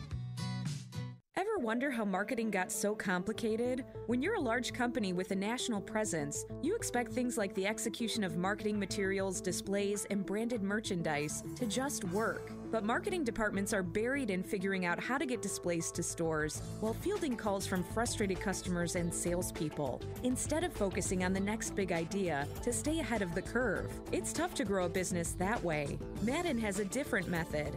They take on the day-to-day project management, procurement, logistics, and customer service, letting your team focus on innovation. Madden is the expert in promotional marketing and merchandising. They take the most complex campaigns and make them simple to execute and manage. And it can save you up to 35% in total process improvement for your marketing and supply chain. Get in touch with Madden today and make your complex promotions and marketing campaigns simple. It's time to get focused. All the info you need to get started is at Madden.com. Madden.com. 7:06 and a check of the roads in the Alarm Detection Systems Traffic Center. Here's Jim. Outside, 95th is closed right near Chicago State between Cottage Grove and Woodlawn after an incident involving a car and a pedestrian. And Elgin National Street is blocked between Hendy and Grove due to a fire in an underground vault. Eden's inbound delays start at Church Street, 33 minutes Lake Hook to Montrose, outbound 23. Kennedy now 49 minutes O'Hare to downtown, 23 from Montrose, 21 of the Express, outbound 44 minutes to O'Hare. The Eisenhower's an hour, Thorndale to the post office, 42 minutes from Manheim, outbound 45 to Thorndale. Stevenson, 56 minutes, 355 to Lakeshore Drive, outbound 42. Ryan is 27 minutes, 95th to downtown, fine outbound. 57, 32 minutes, I-80 to the Merge, Bishop Ford 30. Northbound Tri-State gummed up from 115th to 47th and from the Reagan Tollway to North Avenue. Veterans Memorial slow, Army Trail to 290. The other tollways are good. Northwest Indiana, just fine. Traffic answers when you need them most. I'm Jim Talamonte on AM 560, The Answer. Chicago's Morning Answer continues next. Your official Chicagoland weather forecast with meteorologist Kevin Snyder. Today, a shower at a few spots for the morning. Otherwise, clouds give way to some sun, high 50. Tonight, mainly clear, low 35. Partly sunny tomorrow, high 55. I'm Kevin Snyder on AM 560, The Answer. 38 at O'Hare. Next news, 7:30. Chicago's Morning Answer with Dan and Amy continues next on AM 560, The Answer. This hourly segment is brought to you by M.J. Miller & Company. The perfect engagement ring awaits at M.J. Miller Jewelers in downtown Barrington. This is Chicago's Morning Answer with Dan Proft and Amy Jacobson on AM 560. The Answer.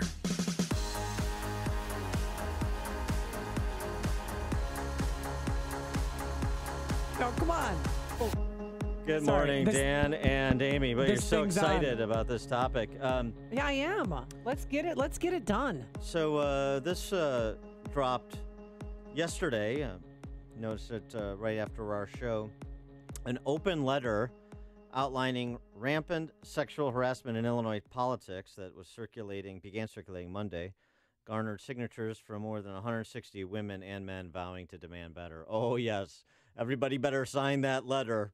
Oh, yeah. Even the guilty parties. Mike Madigan's taking it seriously. He said that we're going to have seminars for state lawmakers, their assistants, lobbyists. Yeah. Mm-hmm. Yeah. We're going to have sexual harassment training because the noblemen and magistrates that represent your interests in Springfield don't know how to keep their hands to themselves, don't know what is consensual and what is not consensual. That inspires a lot of confidence. So that the training and sensitivity courses, give me a break. That's not doing something. That's covering your ass. That's what they're doing. And on both sides, too. Durkin and Brady and Madigan and Cullerton and all of the virtue signaling, preening silliness down there. Let me tell you something about Springfield. I'm talking about the politicians. I'm not talking about the city and its residents. I'm talking about the company town and what's the business in Springfield, politics, rent-seeking, government. It's a den of iniquity. It is a bunch of Caligulas running around. And I think some of them ultimately are going to be outed. You know, this is one of those things where it's just like you saw in Hollywood. And remember, as P.J. O'Rourke said, what's politics? Show business for ugly people. So it's just like you saw in Hollywood. There were kind of generic references to other men, powerful men, men whose names you might know, who had a similar kind of profile of Harvey Weinstein, maybe not quite to the extent, but similar profile in terms of bad behavior, who were going to be outed, and David O. Russell and James Toback, and they were outed. And I think you're going to have the same thing happen to politicians here at the prompting of Katie McFadden, who runs the political operation for Sierra Club's Illinois chapter and started this all. Yeah, she and Caitlin Duncan, who used to work, well, she's a consultant and a lobbyist. They authored this letter together and presented it, and they just want things to change. I had a candidate who refused to pay me because I rejected him constantly to go out to dinner or break up with my boyfriend. And I also had another candidate who fired me when I used the word inappropriate to his campaign. And what bothers me, she says that some of her harassers are still elected officials who are still in office. Oh, really? Oh, that's a real shock. She didn't want to name them so as to not distract from their efforts to change the culture. Are you kidding me? Caitlin, this is the time to let it out. Let's name names. Let's stop this harassment now. For every woman who feels comfortable talking about their experience, there are 100 women who are too afraid to share their story for fear of being fired, for fear of not being believed, for fear of public shaming. So Caitlin has created this safe space on Facebook where she wants people to engage and talk about, I'm not kidding you, to talk about how they've been harassed or possibly sexually assaulted in Springfield. Mm-hmm. And I think she should call out the married politicians who are a little handsy, who don't really follow the rules. What about the married politicians of both genders who are engaging in extramarital conduct? Yeah. Oh, we know. I'm asking a question. Oh, what about that? Yeah, that's wrong too. But we know that goes on in Springfield too, and they have their little post parties and their karaoke nights. There's a reason. You know what they're doing. There's a reason they call it Spring Vegas. I've never heard that before. The most incendiary charge, arguably, this one, a male legislator, a chamber leader, asking a female staffer out to dinner under the guise of offering mentorship, then proceeding to explain his open marriage to her. Oh, that's what he's calling it? And ask if she's single. It's not clear whether he was one of the top 4 legislative leaders or held a lower post. There's a lot of rumors about the names associated with these descriptions. 312-642-5600 is our turnkey.pro answer line. Who are the bad politicians down there in Springfield who aren't behaving? Well, that can't keep their hands to themselves, that lie to people and say, oh, I'm in an open marriage. Sure you are. But then when you get home, it's not an open marriage. But when you're in Springfield, hey, have at it. Mm-hmm. Mm-hmm. Well, Caitlin has a message for lawmakers. It's a new day. Yeah, new day. Things are changing. And we want respect in our workplace, just like everyone else. So get on board. Well, you know what I want her to get on board with naming names of the 2 politicians that she said are still in office. You were talking about rising to the occasion. This is the time to name names. A couple of the names I've heard, if proven true, and this is not intended to suggest this as an exhaustive list. Boy, it can be a real disappointment to the left. Really? Yeah. Do you have real bad day for the left if that's true? Do you have some names over there? I mean, we've had Republicans that behaved badly. Ron Sandak, remember? Yeah, what he did. I remember. You know. Mm-hmm. We have all kinds of bad actors in public office. Remember Keith Farnham, the now deceased pedophile from Elgin, Democrat? Yeah. I mean, if we're going to do the party affiliation thing. I don't really want to do the party affiliation thing. I'm just saying. No, but I'm saying now is a time for you take it a next step further. Don't be afraid because you don't want to disrupt the culture of the conversation. Because I don't really think that Mike Madigan and everybody else, they're just doing this to say, yeah, ladies, it's going to be okay. We'll have seminars where we'll talk about sexual harassment and how it can't continue anymore in Springfield. Yeah, because here's the thing that you have to understand about Springfield for those of you who haven't been here or haven't been in that milieu, and I'm not recommending it. For most of them down there, that's changing to some extent. I can speak more specifically to the Republican caucuses because I know them better. It's kind of a new crop of conservative reformers that have come into office in the last three cycles that I think have a much different attitude about public service, about their job. They're not looking to hang out in the gin mills after session is done. They go home to their wives and husbands and all that. So I think there's improvements being made there. But a lot of people, particularly people that have been there for a long time, it's a game. It's fun. It's an escape. They go down to Springfield for, 150 days a year, and they're on vacation, most of them. Oh, 'cause they and frankly, there's a lot of them down there. Yeah.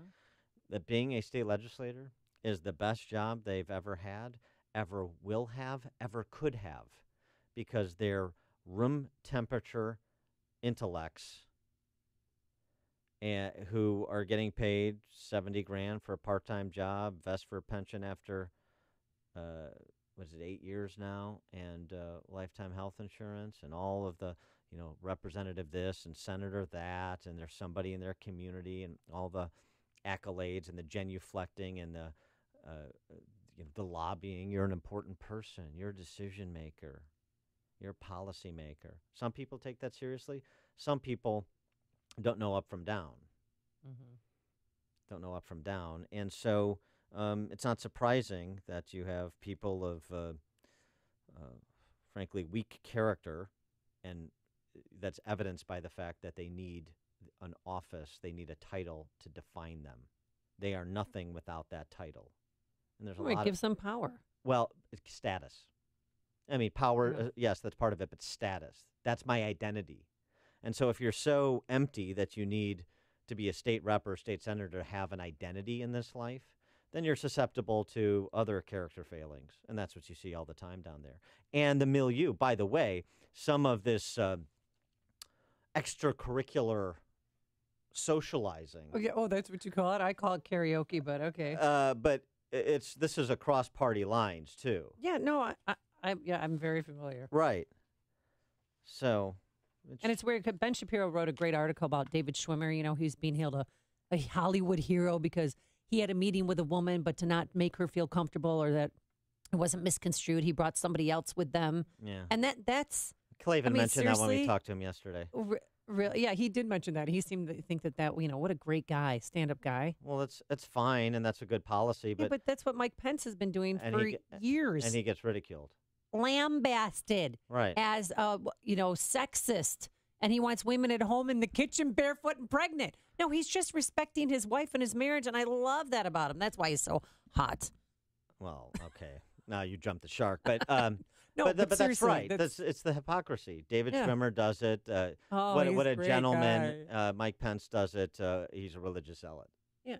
He's a misogynist. And he wants women back. He's sexist. I mean, it's just, it's absurd. By the way, also ESPN, another liberal icon. Or they have sexual harassment clinics, too? Jet Signline reporter Jen Sturge, remember her? She's the one who received those explicit photos from Brett Favre 10 years ago. She's speaking out against ESPN after John Skipper, the president there, who doesn't see anything political on his airwaves ever. I want those pictures. Not looking very closely. Announced Monday he was canceling Barstool Van Talk following one episode. Barstool Van Talk? Yeah, I don't know what the show is, but that was apparently a show on ESPN. Wow. It's like only if the van's down by the river. Watching ESPN is like watching MTV for videos. I mean, they don't do sports anymore. I don't know what's on ESPN. Since we're being honest, I will say this. I hate how Barstool Sports tweets women, but the other side is just as bad, tweeted Jen Sturger. And then she provided a detailed account. She was brought to Charlotte, North Carolina in 2007 to test for an on-air opportunity. Following the meeting, Sturger, then 23 years old, was invited by an ESPN employee to go to a club. She was told everyone was going, and the club was a strip club. That's an interesting job interview. I was extremely uncomfortable by the situation, incredibly awkward, as I have never stepped foot in one before. I had to watch my male coworkers get lap dances from girls while they teased me about how I was uncomfortable and didn't want to participate. That's where the job interview was? Mm-hmm. At a strip club? She was confronted by two bosses at ESPN, all these enlightened leftists at ESPN, asking whether she went to the strip club. I told them I had been, but didn't want to be there once I realized what it was. They admonished me and said it was a bad look for the company for me to be there and to never do it again. I was fired before my plane landed in Tampa. The network disputes Sturger's account. I'm inclined to believe Sturger. Me too. Terry in Rogers Park, you're on Chicago's Morning Answer. Yeah, I don't think a man deserves to have his life and career ruined just because he makes a pass at a woman. At least give him a chance to repent before they make it public and ruin his entire life.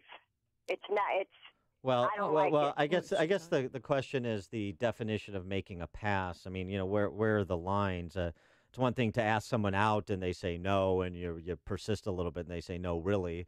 It's another thing to assault somebody.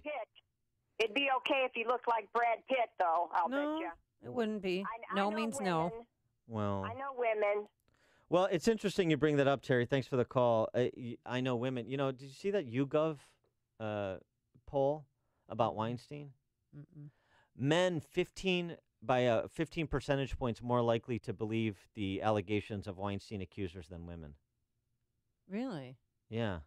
Really, well, it's as surprising. a woman, sometimes I think people put themselves in compromising positions, which you should learn early on in life. Don't do that. Like I went back to Edward James Olmos's hotel room. I shouldn't have done that because he made a pass at me and we made out. And then I'm like, you know what? I don't want to do this. This is disgusting. Oh, 'cause I was Captain so in Adamo. shock. Captain, did he say call me Captain Adamo? Admiral Adamo. I think. Admiral. Yeah. No, he just told me to call him Admiral.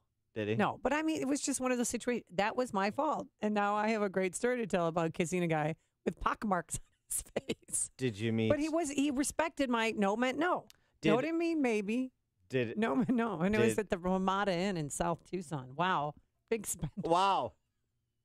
It sounds like a nice evening. Did Admiral Adamo ask you if you wanted to meet Captain Adamo? Connect with Dan and Amy on the AM 560 The Answer mobile app. Just text the word app to 64636 to download the app today.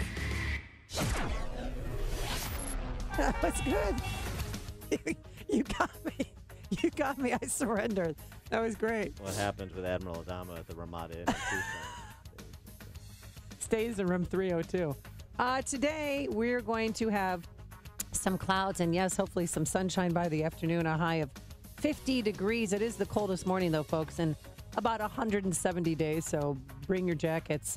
And then tomorrow, partly sunny, a little bit warmer, a high of 56. Let's get into the Alarm Detection Systems Traffic Center. Here is Jim Talamonte. Thanks, Amy and Dan. Good morning. Elgin, we still have a closure of National Street between Hendy and Grove. There is a fire in an underground vault there. On the Edens inbound, no injuries reported. Don't know if anyone was in there.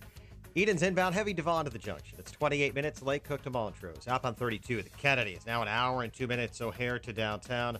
Virtually no savings on the Express. Outbound, it's 47 minutes to the airport. The Eisenhower, an hour. Thorndale to the post office. Outbound, 44 minutes. Stevenson, an hour and 4 minutes. 3:55 to the drive. 45 minutes outbound.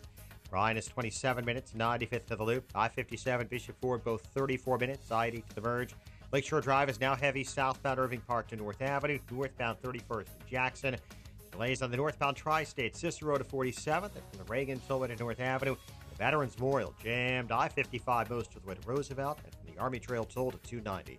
I'm Jim Talamonte in the Alarm Detection Systems Traffic Center. Attention, Chicago. Don't miss the one-day only Land at the Lake sale on Saturday, November 11th, where you can get 5 acres with lake access for only $24,900. This spectacular lakeside community was purchased out of foreclosure, and all home sites will be sold off at a fraction of their original price. Take advantage of huge savings during the one-day-only sale and get 5 acres with lake access, only $24,900, or 5 acres and a new log cabin for only $79,900. Enjoy beach and marina access to a 160,000-acre recreational lake. All just an easy drive from Nashville, Tennessee. For earliest appointment, call 888-GET-LAND or visit the website 888getland.com.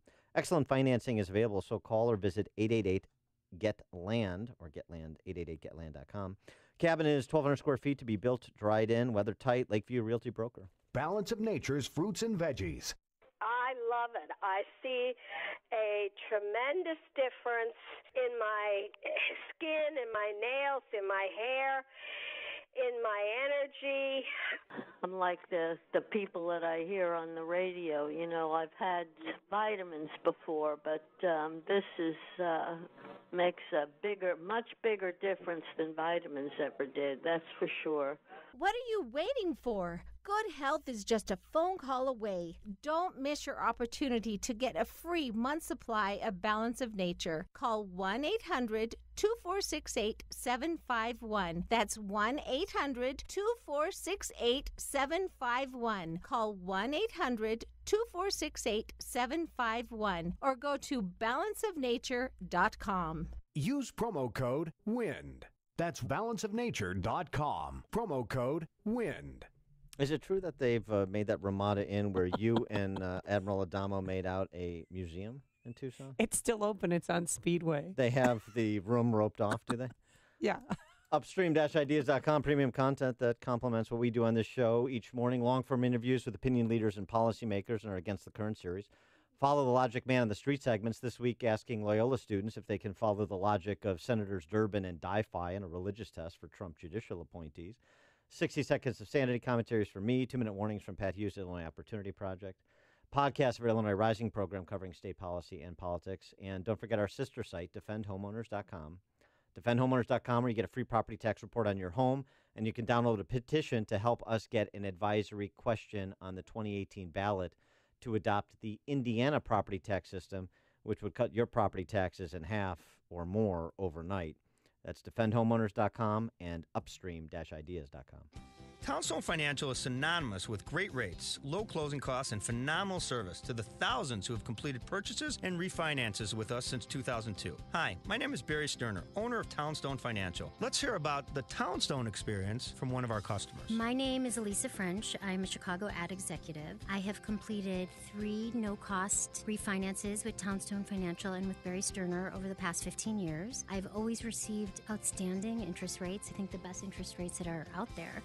My husband and I have never paid closing costs. They've always made the process really simple, really easy. So if you really are looking for somebody you can trust, call Barry. Remember, nobody values your business more than Townstone Financial, and I'm always available to answer your questions. Call me now, Barry Sterner, at 312-896-2111. That's 312-896-2111. Or go to townstone.com. That's TOWNSTONE.com. Townstone Financials, Indiana, Michigan, Wisconsin, Florida, Illinois, mortgage licensee 6629 and NMLS 136639. Equal housing lender. Savings based on 2-year protection plan compared to T-Mobile premium device protection as of July 12, 2017. Square Trade does not cover loss or stolen items. Terms and conditions apply.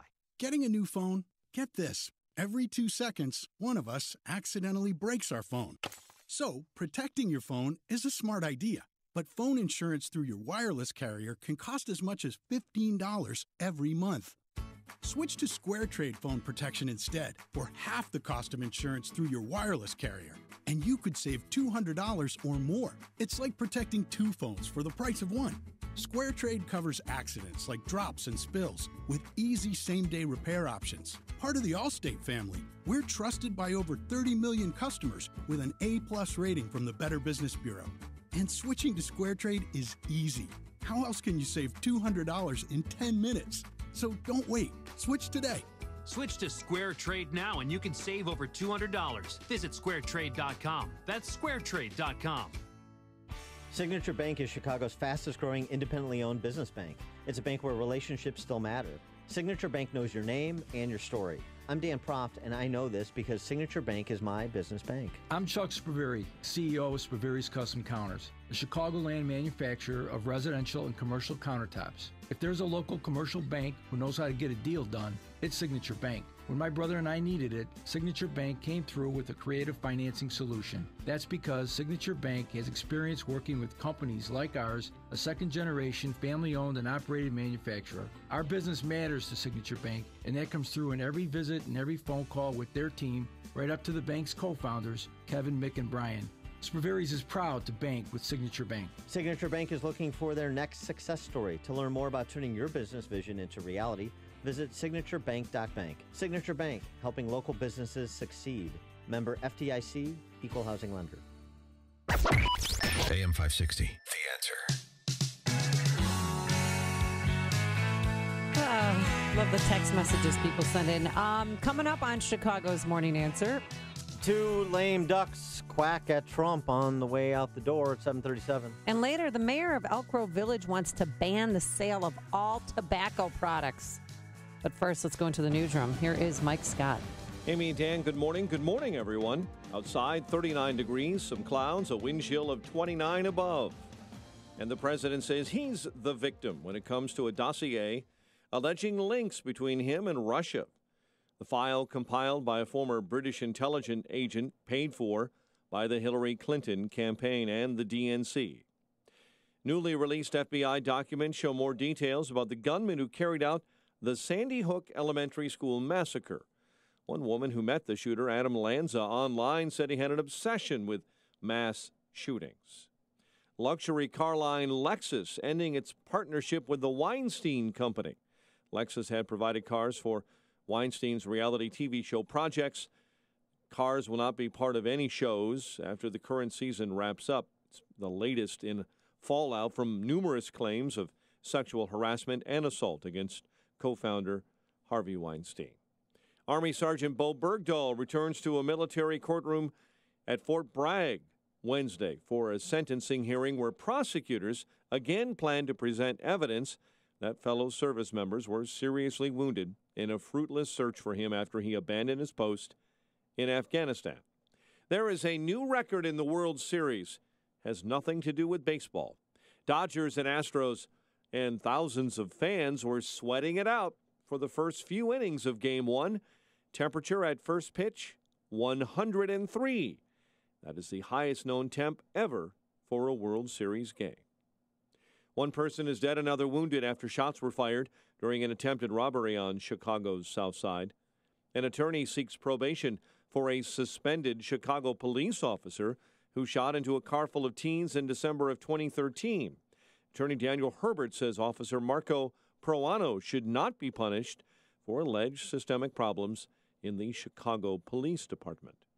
The FBI looking into allegations that a Des Plaines man threatened to lynch an African-American congresswoman from Florida on Facebook.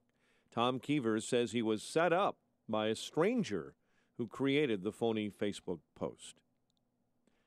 Bulls fall to the Cavaliers, 119-112 in Cleveland. The Blackhawks fall in Las Vegas to the Golden Knights, 4-2. And in Game 1 of the World Series, Dodgers over the Astros, 3-1. The news, a service of the Jeep Celebration event at your local Jeep dealer. It's the Jeep Celebration event at your local Jeep dealer. Get incredible deals on the award-winning Grand Cherokee, Cherokee, the Go Anywhere Wrangler, and the all-new Renegade. But don't wait. The Jeep Celebration event ends soon. See your local Jeep dealer today. 7:33, a check of traffic and weather on the way next on AM 560. Not knowing the difference between a cold and the flu can be frightening. But with the Exergen Temporal Scanner Thermometer, this Halloween season, you won't be tricked by any spooky symptoms. Join the fun at the Ultimate Sports Dome in Aurora for the inaugural Golf, Fitness, and Home Tent Sale. This 3-day event happens October 27th, 28th, and 29th and showcases products and services for golf equipment and clothing, home improvement, sports, fitness, and nutrition. There really is something for everyone. Ladies can shop for home items, while the men can find golf stuff. And fitness buffs can find everything from nutrition to the latest in fitness equipment. Get an early start on Christmas shopping. You'll find great gifts for everyone. Plus, enjoy enjoy fun and games for shoppers to stay active. A long putt contest, closest to the pin, basketball and shooting contest, bouncy houses for the kids, and so much more. It's going to be a great time with great deals. Don't miss the Golf, Fitness, and Home Tent Sale, October 27th, 28th, and 29th. Doors open at 11 a.m. on Friday and 10 a.m. Saturday and Sunday, only at the Ultimate Sports Dome, 1900 Hill Avenue in Aurora. Admission is only $5 and kids 12 and under free. For all the info, go to sportzonepark.com. Savings based on 2-year protection plan compared to T-Mobile premium device protection as of July 12, 2017. Square Trade does not cover lost or stolen items. Terms and conditions apply. Getting a new phone? Get this. Every 2 seconds, one of us accidentally breaks our phone. So, protecting your phone is a smart idea. But phone insurance through your wireless carrier can cost as much as $15 every month. Switch to Square Trade phone protection instead, for half the cost of insurance through your wireless carrier.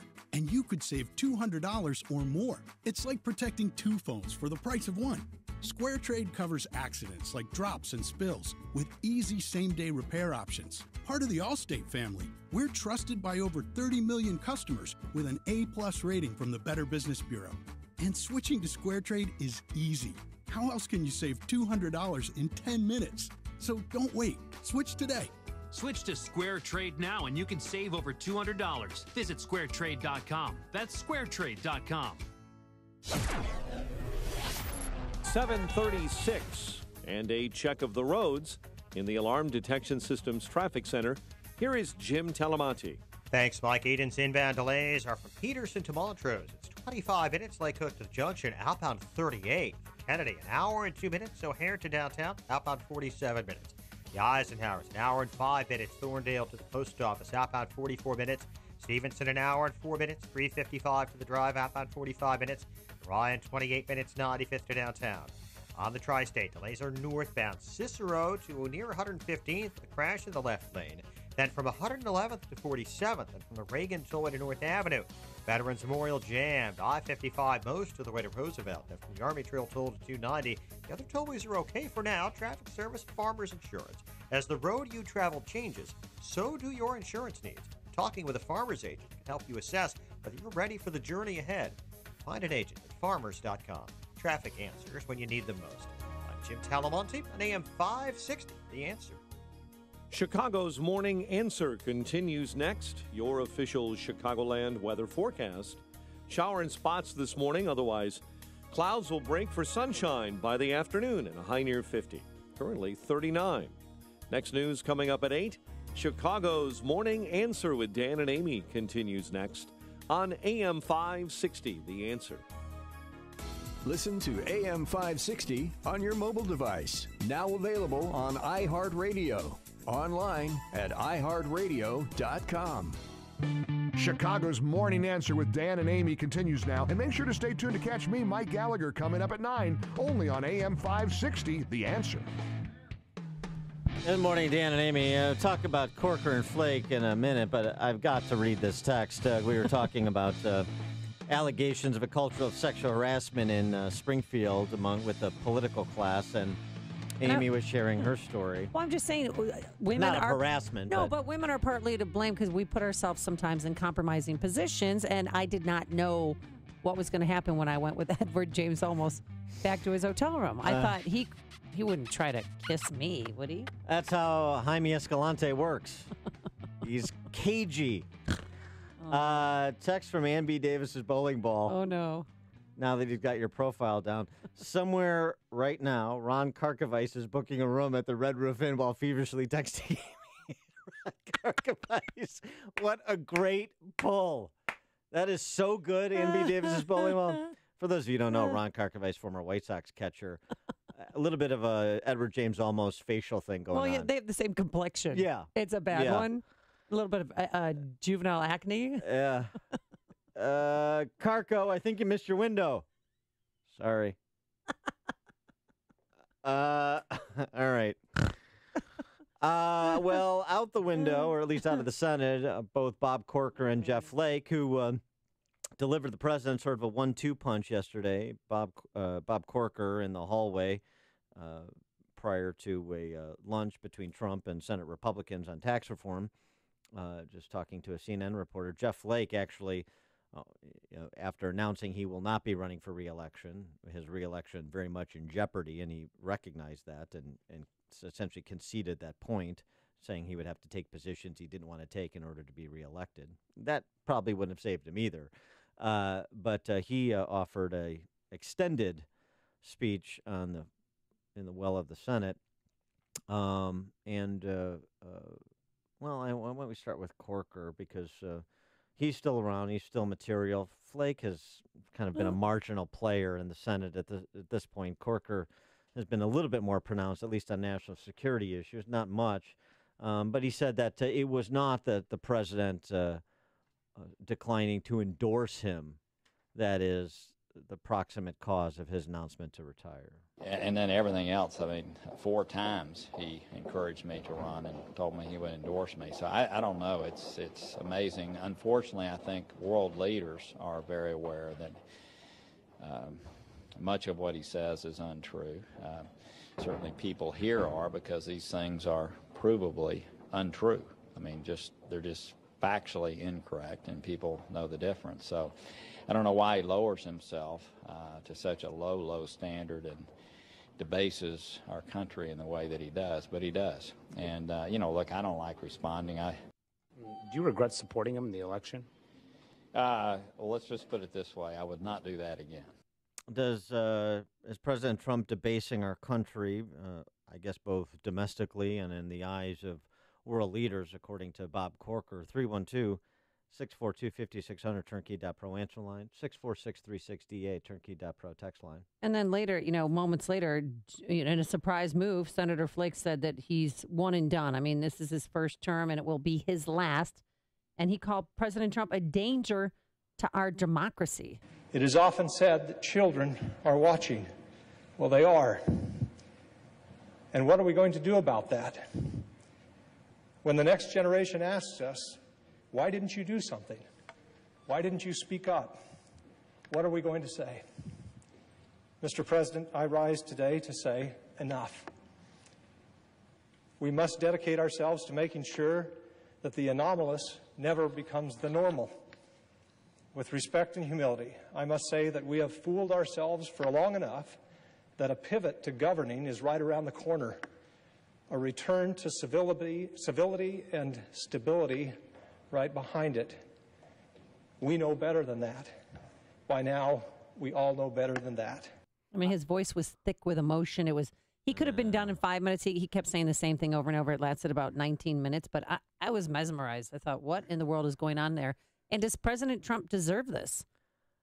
Tongue lashing from Flake, and from Corker. Who deserves what? As Milton Friedman said, thank God we don't get what we deserve. The question is, do you agree with Corker and Flake that there is no pivot to governance, that President Trump is debasing our country? Would you support Trump in a re-election at this juncture, whereas Corker and clearly Flake have said that they would not? 312-642-5600, turnkey.pro answer line, 64636DA, turnkey.pro text line. Both of those senators would be, politically in a tough fight back at home, but they could both help block Trump's political agenda. Corker less so. Okay. There's also, there's pressure coming from Corker, reportedly, from his colleagues who didn't appreciate what he did, even those who may agree with him with respect to Trump. They're making it more difficult to move tax reform out of the Senate Republicans knowing that it is coming out of the House in some form or fashion in the not too distant future. So, Corker's choice to pop off. Corker, but he got a little nasty yesterday. Well, I don't know why he lowers himself to such a low standard and debases our country in the way that he does, but he does. Do you regret supporting him in the election? Well, let's just put it this way. I would not do that again. So you wouldn't support him that's again? what we just, no way. Yeah, He's proven we just himself. Heard him say that. All right. Well, he also said, too, that he should not be a role model. And I thought that was a little harsh. Rick in Wilmington, you're on Chicago's Morning Answer. Good morning, Dan and Amy. I got a lot to say about this, but in the interest of time, I'll try to keep it brief. First of all, he's not debasing us in front of the world. And secondly, he's getting the job done. Who cares what the rest of the world thinks When has the rest of the world come to our aid? When has the rest of the world done anything for the United States but throw us under the bus, milk us for everything that they can get from us, and then stand there piously after doing nothing for themselves and judge us, which is exactly what these two clowns are doing. Well, wait, what legislative victories has President Trump had? I mean, we still have health care reform. There's an infrastructure package. There's tax cut package. Amy, I've listened to you for years, and the list of Trump's accomplishments with no help from his own side is long and distinguished already. And the fact that he won is what's bewildering people, because we didn't vote for Donald Trump. We voted for his agenda and our belief that he could carry it out.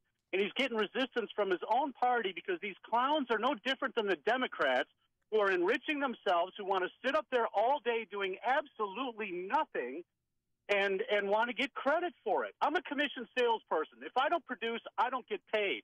These people get paid not only for not doing anything, but for fighting against the very agenda we sent them there to accomplish. Thanks for the call, Rick. And by the way, yesterday, Senate Republicans voted to strike down a sweeping rule that would have allowed millions of Americans to file class action lawsuits against financial institutions. This is the opening salvo in dismantling the Consumer Financial Protection Bureau that Senator Pocahontas made infamous, and that's a positive, and that's consistent with another campaign promise as well. Dodd-Frank should be running on a parallel track to that. So again, the administrative state, that was a 50-50 vote. Mike Pence broke the tie in favor of starting to roll back the Consumer Financial Protection Bureau before it becomes another predatory government bureaucracy. Loosening regulations on Wall Street. That's good. VDH, Victor Davis Hanson, in a piece, National Review, on the Never Trump construct, reminds us, importantly, that for all the talk of civil war and all the airtime that's given senators like Corker and Flake, or anybody who breaks bad within the party on Trump, categorically as they have, because, of course, that's what the D.C. Press Corps wants to report and amplify. For all the talk, 90% of Republicans voted for him, and which is about the same numbers self-identified Republicans voted for Romney. Now, some did so more enthusiastically than others, but those who did so less enthusiastically, what did they want? They want less antics, but they wanted the policy agenda.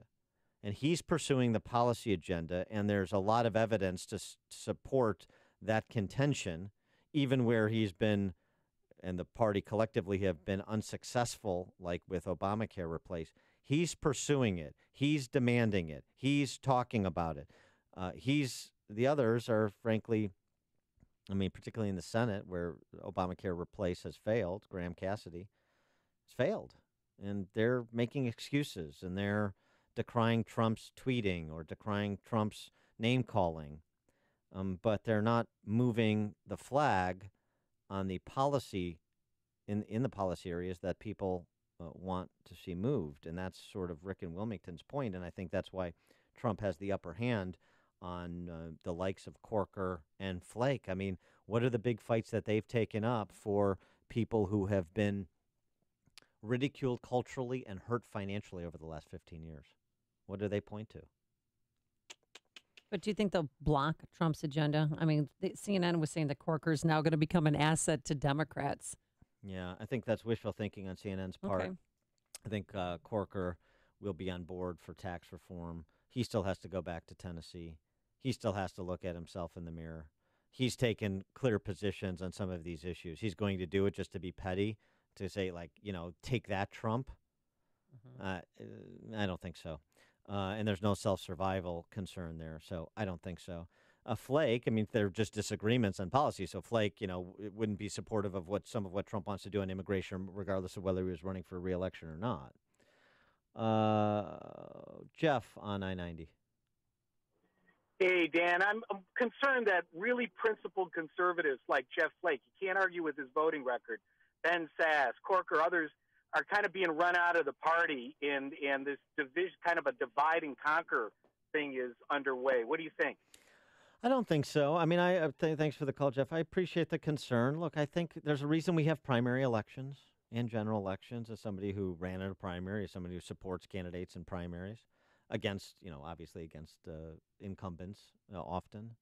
there's disagreements about who is the best conservative reform leader or the best Republican in a particular office. I don't think that's necessarily divisive, and I don't think we should be in the business of excommunicating people with whom we disagree on a particular issue.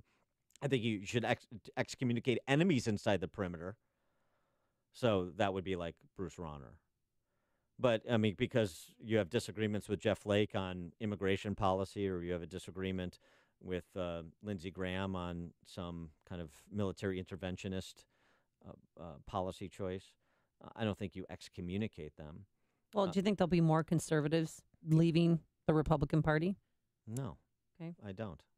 And the Ben Sasses of the world, they're not going anywhere. All Ben right, Sass well, has a just place. reassure people. Ben Sass has a place in the Republican Party. All these conservative reformers do, but also, the people who voted for Trump and enthusiastically did so because they thought he was going to provide something different and are still supportive of him. Well, they have a place in the party too. Those that people of good faith that want that I may disagree with on trade policy, or I may disagree with on kind of big gambit government infrastructure building, how it's done at least. But they don't have to be excommunicated. You have disagreements, and you hash out your disagreements. And by the way, that was happening in Arizona with Jeff Flake facing a primary. And it turns out that kind of he's on the wrong side of, where the center mass is among Republican primary voters in Arizona, which I think certainly had in some way contributed to his decision to not run for re-election. So it's not that I don't want politicians that are just wind chimes that just kind of go in whichever direction the wind is blowing, wherever 50% plus one of their constituents are, that they're there. And that we elect people for their judgment. And sometimes an elected official is going to disagree with where 50% plus one of their constituents are on any given issue. Fine. But then, you can be held accountable. You make your arguments. You take positions. You hash it out. The problem I have with Flake is he talks about style over substance.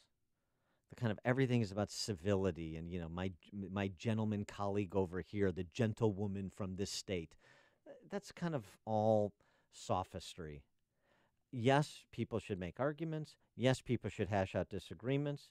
Yes, people need to make choices for the leadership of the party, for the person to hold a particular office. But let's get to it. And that's, to me, where I appreciate the Trump revolt, if you will. Hey, spare me all of the high-minded rhetoric, and let's get to it. How do we advance the flag, and in what direction are we going, and why are we going there? Trump may not provide a lot of texture, but he does provide an answer to that question. And he hasn't lost his audience, and some of those people who've been inside the Beltway for a long time have lost connection with both. Bill in Deerfield. Good morning. Dan, I don't remember exactly, but I'm pretty sure Peter Fitzgerald was a one-term U.S. Senator from our state. And I think he realized that, hey, well, it's just too blue of a state for me as a conservative Republican or just as a Republican to win. And he went on. I think that's the same basic situation with both these guys. Can you remember why Fitzgerald decided to leave?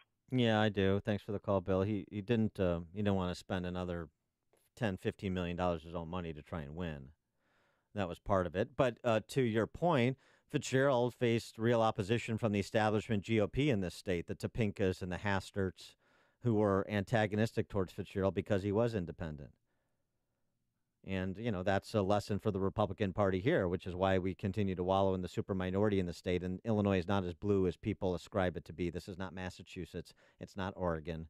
The reason it looks so blue is in large measure due to the abject incompetence and complicity of big government Republicans who've sold out the party, who are enemies inside the perimeter, to protect themselves at the expense of trying to win and offer a paradigm shift in this state, which is about 3 decades in coming.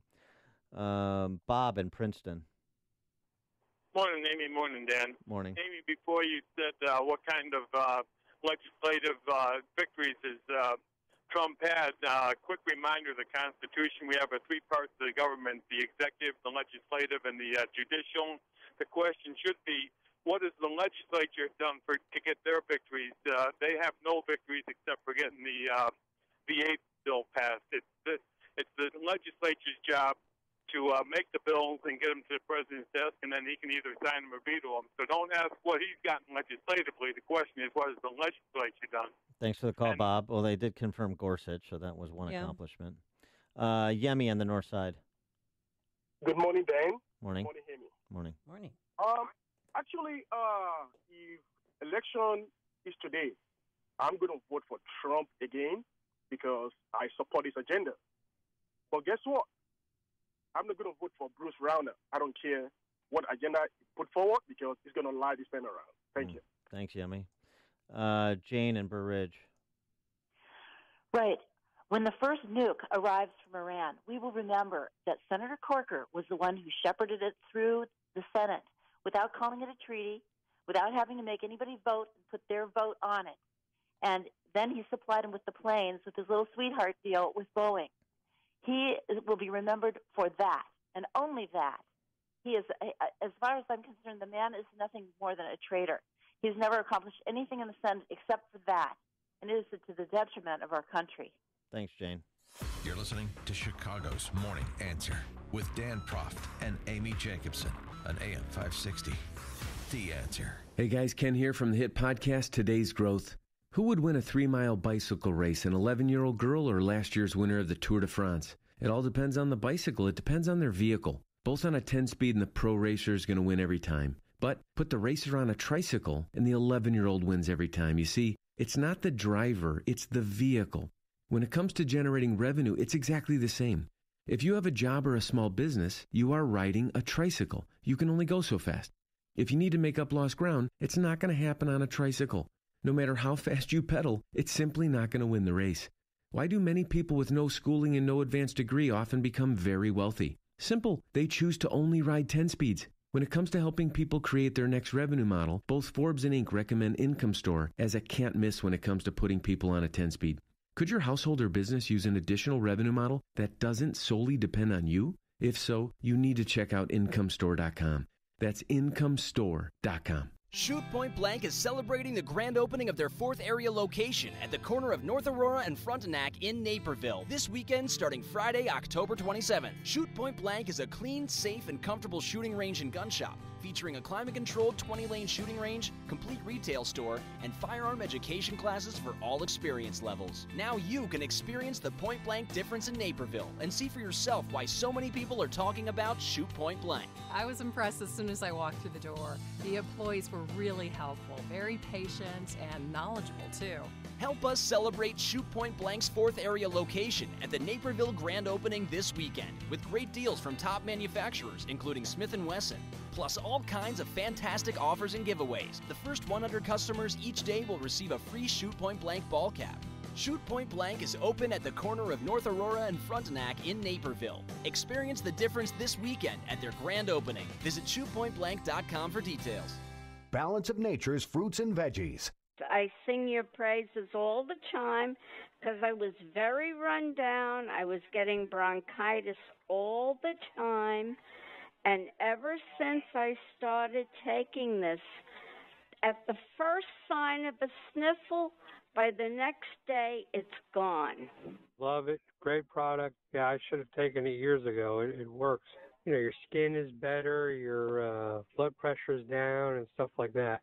What are you waiting for? Good health is just a phone call away. Don't miss your opportunity to get a free month supply of Balance of Nature. Call 1-800-2468-751. That's 1-800-2468-751. Call 1-800-2468-751 or go to balanceofnature.com. Use promo code WIND. That's promo code WIND. I'm Dan Proft with 60 Seconds of Sanity, sponsored by Upstream-Ideas.com. In his remarkable press conference, Trump Chief of Staff General John Kelly prompted reflection on that which was once sacred and should be, but no longer is. Women, the dignity of every life, religion, Gold Star families, selfless service to country, all once sacred, now not so much. General Kelly provided a timely reminder that civilization is not always advancing. The latest point in time is not necessarily the most enlightened. Societies can regress. The nature of man is immutable. Thus, edifying influences like faith, family, and work, and the responsibilities associated with each are necessary. Notions of duty and honor keep us from devolving into a Hobbesian state of nature. So what is sacred? The politician of all things makes state power sacred. Banning books and blocking speakers to protect feelings makes conceit sacred. In other words, the power to distribute other people's stuff and eliminate dissent has replaced what General Kelly described as sacred and what 4 Green Berets died on a distant battlefield to protect as sacred. If you believe their last full measure of devotion for your freedoms was sacred, then you might consider fighting to preserve them. Hillary Clinton paid for dirt about President Trump. I'm Dave Anthony, Fox News. The dirt is the Trump dossier he calls discredited and fake that included some salacious information Russians supposedly had on then-candidate Trump to get leverage on him, trying to influence the campaign. Fox's Rachel Sutherland live in Washington.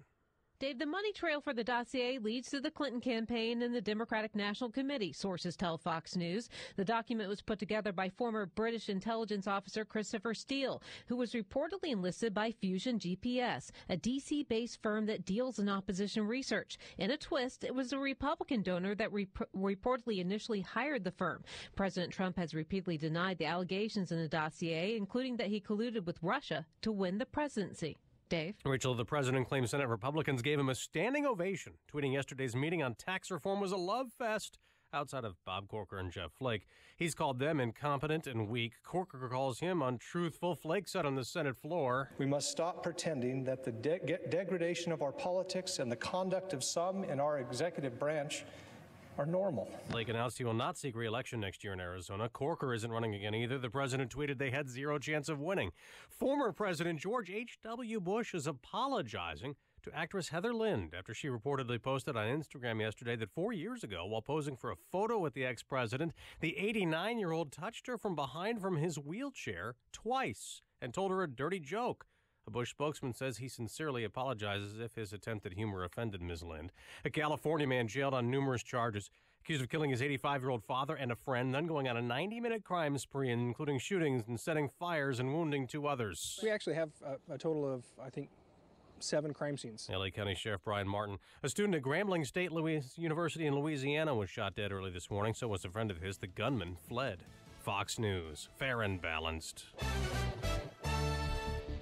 39 degrees. We've had partly sunny skies this morning at 8:02 on AM 560. The Answer, good morning. I'm Mike Scott. 1 person is dead, another wounded after gunfire broke out during an attempted robbery on Chicago's South Side. It happened, according to police, in the 1500 block of West 71st. Governor Rick Scott of Florida is apparently out to snatch businesses from Chicago and move them to the Sunshine State. Scott announcing this morning he'll leave this week on an economic development mission targeting the nation's 3rd largest city. The governor says Chicago families and companies are overburdened by what he calls an anti-business policy. He says tax cuts and job creation make Florida an appealing alternative for those who live in Chicago and the suburbs. Lawmakers, lobbyists, and consultants from state houses nationwide are coming forward to say sexual harassment is a pervasive problem in politics. It's all part of an open letter alleging widespread sexual harassment in Illinois politics in Springfield. The letter, the latest effort emerging from capitals around the country to address unwanted advances from men following the allegations against film producer Harvey Weinstein. An attorney is seeking probation for a suspended Chicago police officer who shot into a car full of teens in December of 2013, wounding 2. Attorney Daniel Herbert says in U.S. District Court, Officer Marco Peruano should not be punished for alleged systemic problems in the Chicago Police Department. Bulls still winless on the season. Cavaliers beat the Bulls 119-112 in Cleveland. Blackhawks fell in Las Vegas 4-2. And the news is a service of Audible.com. Audible turns traffic into an escape. Mystery sci-fi bestsellers ride with Audible and transform your commute with an unbeatable selection of audiobooks. Start a 30-day trial, and your first one is free. Go to Audible.com. 8:04, time for the AM 560 Business Beat. From the Fox Business Network, a service of Turnkey.pro, here is Ginny Casola. From the Fox Business Network, more earnings coming in. Boeing is reporting a stronger quarter, topping forecasts. Credit card company Visa is also reporting a better-than-expected quarter. Miami International is the latest airport to add automated screening lanes. The 2 new lanes in Miami will only be available to American Airlines passengers. It plans to add more express lanes later. The automated lanes debuted in Atlanta in May. Since then have opened in a handful of major cities. The lines speed the conveyor belt system but still require TSA agents. Chipotle Mexican Grill's quarter was disappointing. Even though it included the debut of its much-hyped new queso sauce, Chipotle is blaming the weak quarter on the recent hurricanes. The Dow was up 167 points yesterday to a record. The Nasdaq was up 11.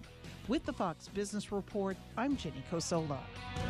WIND Chicago News Time is 8:05. A check of traffic and weather on the way next on AM 560. Are you facing foreclosure, been foreclosed upon, in a bad modification, or just stuck in a bad mortgage? Well, we may be able to help you. My name is Lou Bridges. I'm an attorney with the law firm of Lou Bridges & Associates. We've been helping distressed homeowners like you for over 8 years now. We defend foreclosure actions.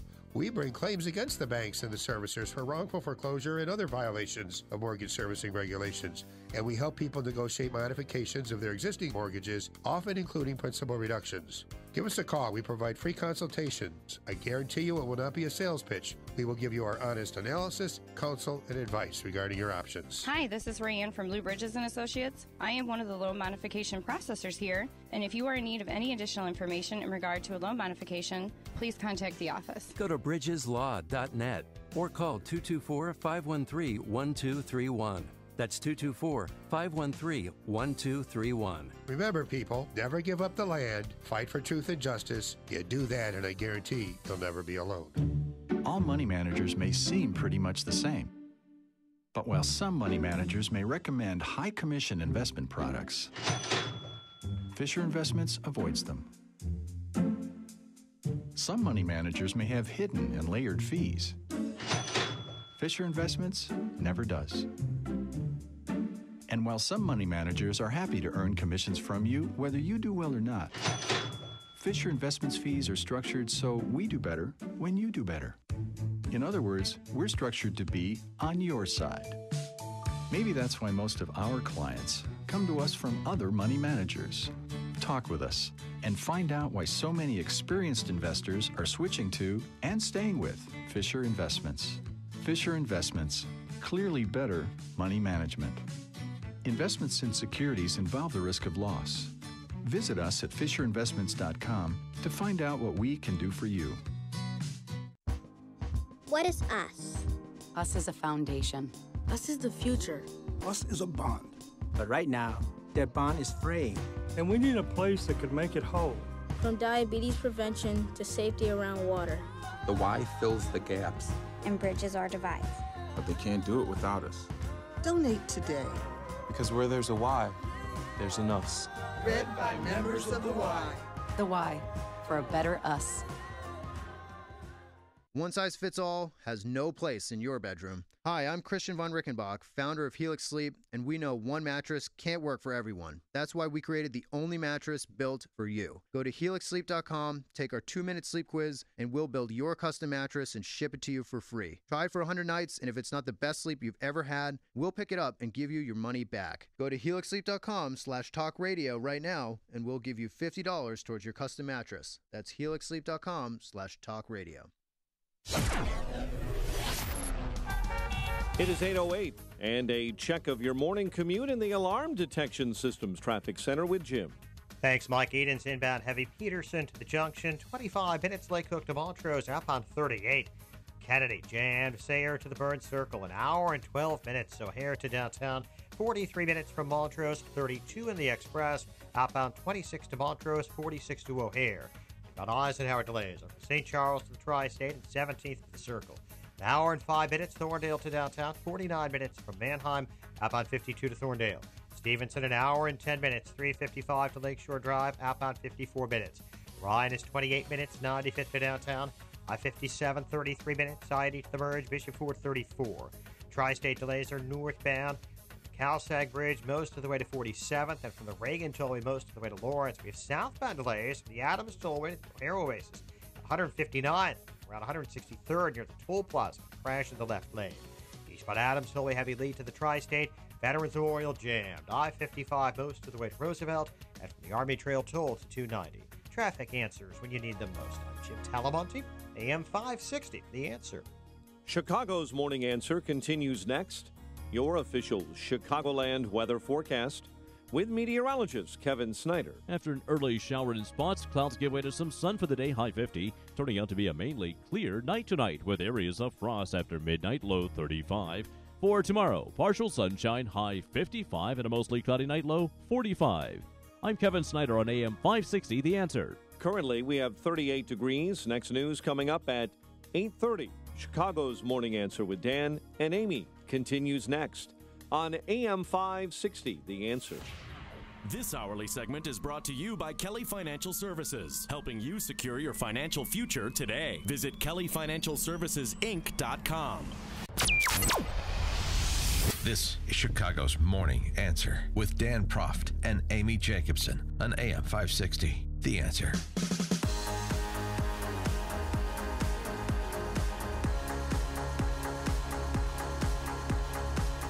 Morning, Dan and Amy. We're going to get to, hey, look who funded the Trump dossier in just a second.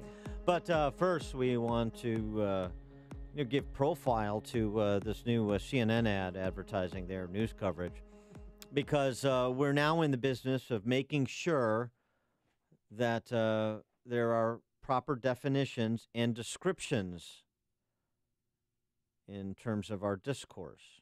Things should be properly described and defined. Okay? You ready? This is an apple.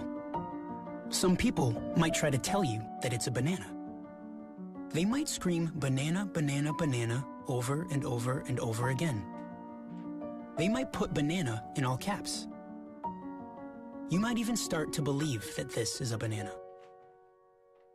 But it's not. This is an apple. Great. Now that I know what an apple and a banana are, I have a question. Could you tell me the difference between Brian Stelter and a horse's ass? Maybe that could be a forthcoming commercial. I can't stop with there's a nursery rhyme we always sing with our kids. I like to eat apples and bananas. Maybe that's what they based it off of. I don't know. Because it's kind of a juvenile type of ad, don't you think? Have you seen the intellectual heavyweights at CNN lately? Don Lemon stopped crying, okay? He was crying the other night. No, I understand. It's an emotional time. So this has generated a response, since we're in the business of proper definitions and descriptions. This is something else CNN may want to take up for part of their ad campaign. This is a man. Some people might try to tell you it's a woman. They might scream woman, woman, woman over and over and over again. They might put woman in all caps. You might even start to believe that this is a woman. But it's not. This is a man. That's radio producer Greg Tomlin who put that little response together. Seems on point. An apple is not a banana and a man's not a woman. So that's useful. That's helpful. Now, turning to the Trump dossier. The dossier. So we find from the Amazon Post that's according to a source, the Clinton campaign and the DNC under the leadership of DWS paid for the now infamous Trump dossier that has been somewhat discredited, somewhat leaked about by the Mueller investigative team, and contains a lot of unsubstantiated allegations.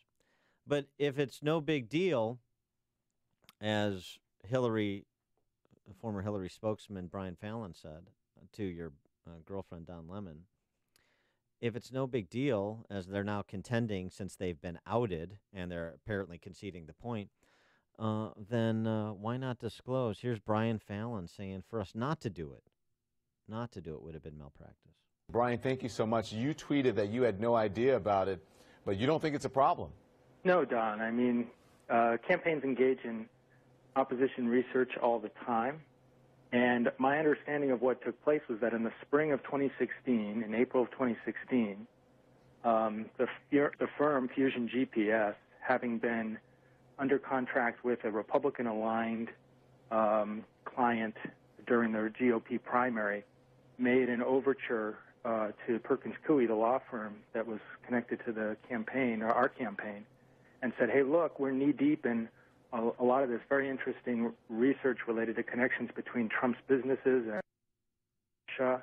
And our existing client has dropped us because the Republican primary is over. Trump is emerging as the Republican nominee. But now going into the general, you might find this interesting. It would have been malpractice, in my view, for the campaign to not want to turn over every rock and learn everything it could about Donald Trump.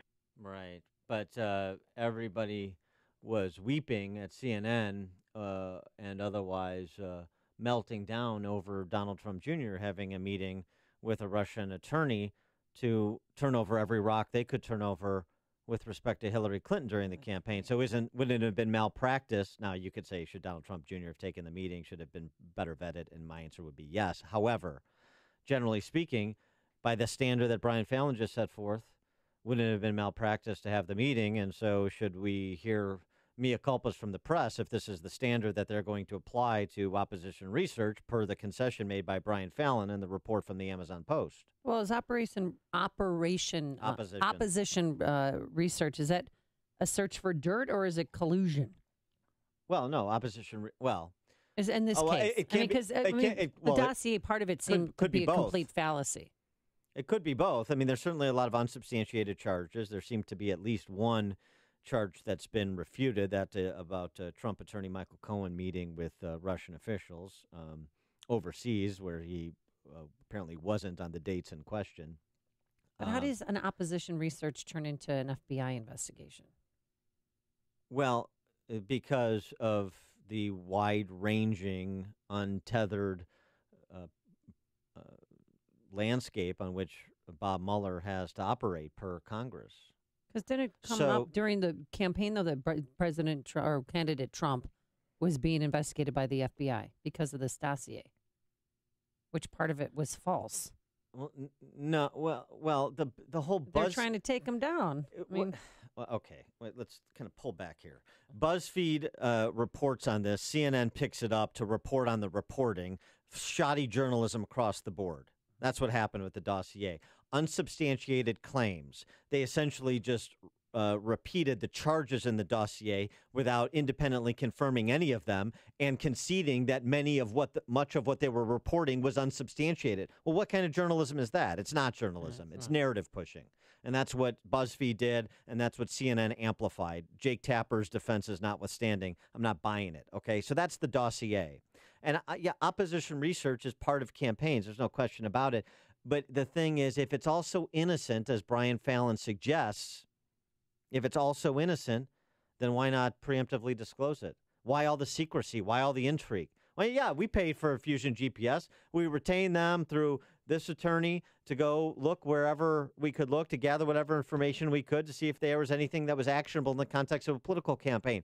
Big deal. It becomes a big deal when you're dishonest about it. All this time you say nothing and you get outed by whatever sources the Amazon Post has, and then you have your former Flax going out and saying it's no big deal. Again, the truth, not only a stranger to the Clintons, but an enemy.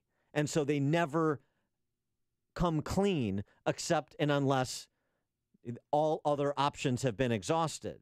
And this is the point in terms of how this Russian collusion investigation is turning right back on the Clintons. And, oh, by the way, the Obama Justice Department, with all this unmasking and surveillance business, House Republican and chairman of the Senate, the House Intelligence Committee, Devin Nunes, launching a probe yesterday, along with Trey Gowdy, into Obama's Justice Department. So you got the Podesta brothers in the crosshairs. I mean, along with Paul Manafort on the Trump side, no question. You got Obama's Department of Justice. You've got the DNC and the Clinton campaign with this dossier business. And this is sort of the point that Victor Davis Hanson made the other day with Tucker Carlson on what the Russian collusion investigation started out promising and where we're at several months later. I think we spent 95% of our investigatory resources, congressional, independent media, political, and we came up with nothing on the collusion, where 95% of the narratives, whether it was the Steele dossier, which involved taking the Fifth Amendment behind closed doors to the Devin Nunes' House Intelligence Committee, or the unmasking and leaking, in which one member who was unmasking claims now that the numbers that were amassed did not match the times that she did it in the case of Samantha Power. And now we have the Uranium One deal, we have the Podesta deal. So what we're seeing is the investigators are being investigated, and because there was never a collusion. And the reason with the Trump administration, and it begs the question, Tucker, was this anger, hysteria, as you, I think, rightly surmised, anger over the lost election that was blown, or B, was it an effort to overturn the election by impeaching or denigrating Trump to such a degree it was ineffective, or C, was it a preemptive, active effort to disguise a lot of exposure in these scandals that we've talked about? Yeah, or D, all of the above. Anger over losing, an effort to delegitimize the election, and an effort to, misdirect interested parties and prying eyes away from the Clinton camp in particular that had these cozy relationships with Russian interests, and that speaks directly to the Uranium One issue, which, as we talked to Michael Rubin from the American Enterprise Institute earlier in the show, that could be perhaps the most damaging look into the Clintons, because that provides, frankly, a seeming pay-to-play scheme while she was Secretary of State. And this has been something that was reported on, early in the campaign through Peter Schweizer's book, Clinton Cash, but it's now being revisited. Why? Not because Republicans are necessarily pumping it up, but because of Mueller's wide-ranging investigation. Now, who investigates the investigators? This is an important question, too. Harvey Silverglate, who wrote the great book, 3 Felonies a Day, about how the feds target innocent people, and, that the law is unknowable, so you kind of had no law. He writes about his interaction with Bob Mueller when he was the U.S. attorney in Boston when Mueller was. I was defense counsel in a federal criminal case in which a rather odd fellow contacted me to tell me he had information that could assist my client. He asked to see me, and I agreed to meet. He walked into my office wearing a striking, flowing, white gauze-like shirt, sounds like a Seinfeld episode, and sat down across from me at the conference table. He was prepared, he said, to give an affidavit to the effect that certain real estate owned by my client was purchased with lawful currency rather than, as Mueller's office was claiming, the proceeds of illegal drug activities. My secretary typed up the affidavit that the witness was going to sign. Just as he picked up the pen, he looked at me and said something like, all of this is actually false, but your client is an old friend of mine and I want to help him. As I threw the putative witness out of my office, I noticed under the flowing white shirt a lump on his back. He was obviously wired and recording every word between us. Years later, I ran into Mueller, and I told him my disappointment in being the target of a sting where there was no reason to think I would knowingly present perjured evidence to a court. Mueller half apologetically told me that he never really thought I would suborn perjury, but he had a duty to pursue a lead that was given to him. That experience made me believe that Mueller was capable of believing any tale of criminal wrongdoing and acting upon it, despite the palpable bad character and obviously questionable motivations of his informants and witnesses. It doesn't speak well of Mueller, who's been given, the clean bill of health by the political establishment that gave him the open-ended charge in this investigation. So just keep some of this in mind, including the hyper-politicized and frankly conflicted members of Mueller's investigative team, as we watch him proceed to conclusion at some indeterminate point in time, both with respect to Camp Clinton and Obama justice, as well as the Trump campaign. This is the morning show more Chicago radio listeners are choosing. This is Chicago's Morning Answer on AM 560. The Answer.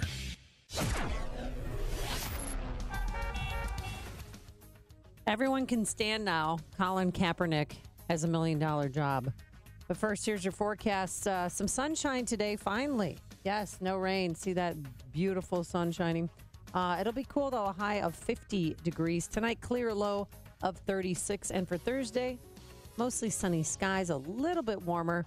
a high of 56 degrees. Let's get into our alarm detection systems traffic center. Here is Jim Telemonte. Thank you, Amy. Thank you, Dan. Eden's inbound, heavy Peterson to the junction, 25 minutes. Lake Cook to Montrose, outbound 38. Kennedy is an hour and 12 minutes. O'Hare to downtown, 43 minutes from Montrose, 32 in the Express, outbound 46 minutes to the airport. The Eisenhower, an hour and 5 minutes. Thorndale to the post office, 49 minutes from Manheim, outbound 52 to Thorndale. Stevenson, an hour and 10 minutes, 3:55 to the drive, outbound 54 minutes. Ryan, 31 minutes, 95th to downtown. I-57, 33 minutes, I-80 to the merge, Bishop Ford, 28. Southbound Lakeshore Drive, heavy Bryn Mawr to North Avenue, northbound 31st to Jackson. Southbound Tri-State slow 176 to 60. And from the Adams Tollway to the O'Hare Oasis. Northbound from 127th to 47th. And from the Reagan Tollway most of the way to Lawrence. Eastbound Adams Tollway sluggish lead to the Tri-State and the Veterans Memorial. I-55 most of the way to Roosevelt. And from the Army Trail toll to 290. I'm Jim Talamonte in the Alarm Detection Systems Traffic Center. With the holidays approaching, now's the perfect time to purchase 2 gifts and only pay for one, or give a gift and keep one for yourself. The MyPillow buy one, get one free offer is back. I urge you to go online or call now and take advantage by using the promo code Amy. You'll get the absolute best deal available. I personally love MyPillows. I get a great night's sleep by moving the fill to give me the support I need, regardless of sleep position, and I never wake up with a stiff neck or headache. They're made in America. You can wash them and dry them. They're hypoallergenic. Plus, I have a 10-year warranty and a 60-day money-back guarantee. What's not to love? And it's also great to know that you're supporting a company that has helped thousands of hurricane victims. So get your buy one, get one free MyPillows as a gift for yourself by calling 800-489-0201. Use the promo code Amy or visit MyPillow.com. That's 800-489-0201. Promo code Amy. Have you experienced an uncomfortable moment on the job site? Maybe every time a coworker lifts a box, he grunts like a giraffe giving birth. Or you've just seen way too many butt cracks. Call the Timberland Pro Uncomfortable Moments Hotline at 1-877-40-COMFORT. Your uncomfortable story could be our next radio commercial. Timberland Pro knows work can be uncomfortable. So we make work gear that's comfortable. Work shirts, pants, and boots, head to toe. Share your uncomfortable story at 1-877-40-COMFORT. Timberland Pro. Not uncomfortable. 96 elephants are killed every day in Africa for their ivory.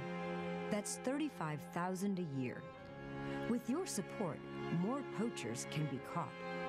With your voice, we can inspire more countries to ban ivory sales and reduce demand. Go to 96elephants.org and join more than 1 million people dedicated to saving Africa's elephants. Protect their home. Take action at 96elephants.org. A message from Foremost Capital Management in Geneva, Illinois. Investing in today's market is tough.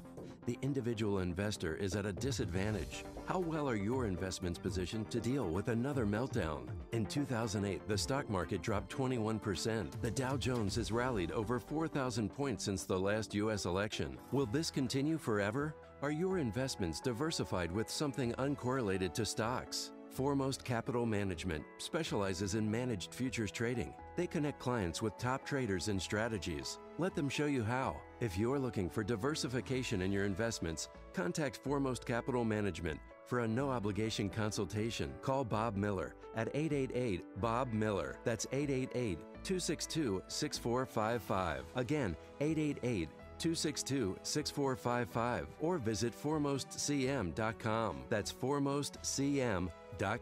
Futures trading can involve substantial risk and may not be suitable for everyone. Savings based on 2-year protection plan compared to T-Mobile premium device protection as of July 12, 2017. Square Trade does not cover loss or stolen items. Terms and conditions apply. Getting a new phone? Get this. Every 2 seconds, one of us accidentally breaks our phone.